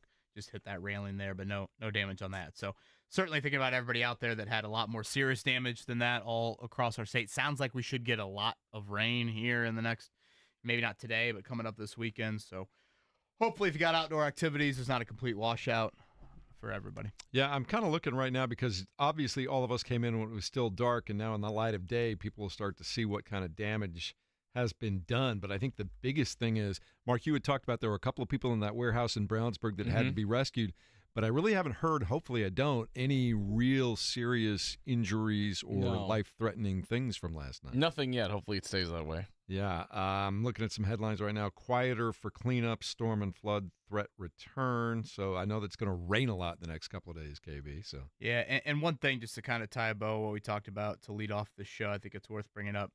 Again, rest in peace to the great Jersey Johnny. I know he meant a lot to people in our building here. A true fan, but someone that welcomed me in, if I could speak about it a little selfishly, with open arms to our station. So thinking about the Samasco family, and I grew up with Jill up in Carlisle. Great human. Did so much for Honor Flight. I actually had a listener reach out earlier in the show mentioning that was one of the great moments of their lives, going on the Honor Flight with his father-in-law. Jersey Johnny had an unbelievable heart, not just for the Colts, but Honor Flight and so many other community endeavors. So rest in peace to a great man. He also worked a lot with the Salvation Army fundraiser that we do here at the stations every December as well. And I saw Jim Irsay put out a nice little statement on Jersey Johnny's passing as well. Really nice. I know the Colts very much appreciated what Jersey did, and He had a weekend show for those unfamiliar, and his Colts fandom was through and through. So a lot of fun and good times with Johnny, and we're sorry to see him go because he really was just, again, we talked about this early. Jersey Johnny moved here simply because he was a Colts fan and wanted to be around the team. How about that? Many, many, many years ago. Fan-dumb to the nth degree, right? Man, gotta love that right now. All right, we're getting ready to close this show down for the day. We know that James Boyd is not going to be watching Severance anytime soon. I mean, the season's over. They got to tape the next season. Did you get the Apple subscription back from your grandma, or how's that working? Nah. She's got the Netflix account, but okay. I'm not going to take anything from grandma, so I'll definitely let her have that. Can't be a bad grandson. KB, you're off to mold the minds of America's youth in the next hour, right? The minds, indeed. What are we at? Magic number, is it 4 for the Pacers? I don't have to clinch that 4th spot. Can they get any help tonight? Pistons, Bucks. Yeah, Bucks play tonight. And we'll see how that one really goes on. Pistons, though, isn't it more about them right now? Aren't they a little higher in the what standings? I like, yes, but also you have, if there's a tie, you have the tiebreaker over the Pistons, which you do not for the Bucks. Yeah, you got the head-to-head over there. So you got to keep that in mind as well. I mean, really, I don't think I'm, putting a curse on the Pacers. They got to fall on their face not to be the 4th seed. I mean, they're up 3 games with 6 to go, and look at the schedule. You're going to be a heavy favorite tomorrow night. You're a heavy favorite against the Wizards next week. I assume the Cavs will be resting at some point as well, so... yes, the Pacers are in a nice position to, 2 weeks from Friday or Saturday to host Game 1 of a playoff series. It is do or die, baby. Quite a while since we've been in that situation in our market. All right, so that will be keeping our attention tonight. We got Jake Query coming your way at noon, JMV at 3, obviously, and I just looked this up very quickly. With 6 games remaining, Indiana's got a 3-game lead over Detroit. And, of course, they have the head-to-head tiebreaker on that one. Right now, they have a 3.5-game lead over the Bucks. So, pray for a Bucks loss tonight, and they're pretty much almost done at this point in time, don't you think? For that home court advantage thing. Hosting the Jazz tomorrow at Denver, which definitely a marquee game. Not a lot of those left on the schedule for the Pacers. Denver's still got some stuff to play for, so that could be a nice matchup here coming up on Sunday. Good playoff test, which they haven't had a ton of them here in recent weeks. No, and you look at down that rest of that schedule, they do play Cleveland twice in these next 6 games, but you got to wonder if Cleveland's going to be playing all their guys. I'd imagine they're resting at that point, so better for the Pacers and playoff positioning. Yeah, last game of the year is at Cleveland, but they will play a home game with Cleveland coming up on next Thursday, a week from tonight. All right, we'll keep you up to date on all of that. Stay tuned for a great day of broadcasting right here on 93.5 and 107.5.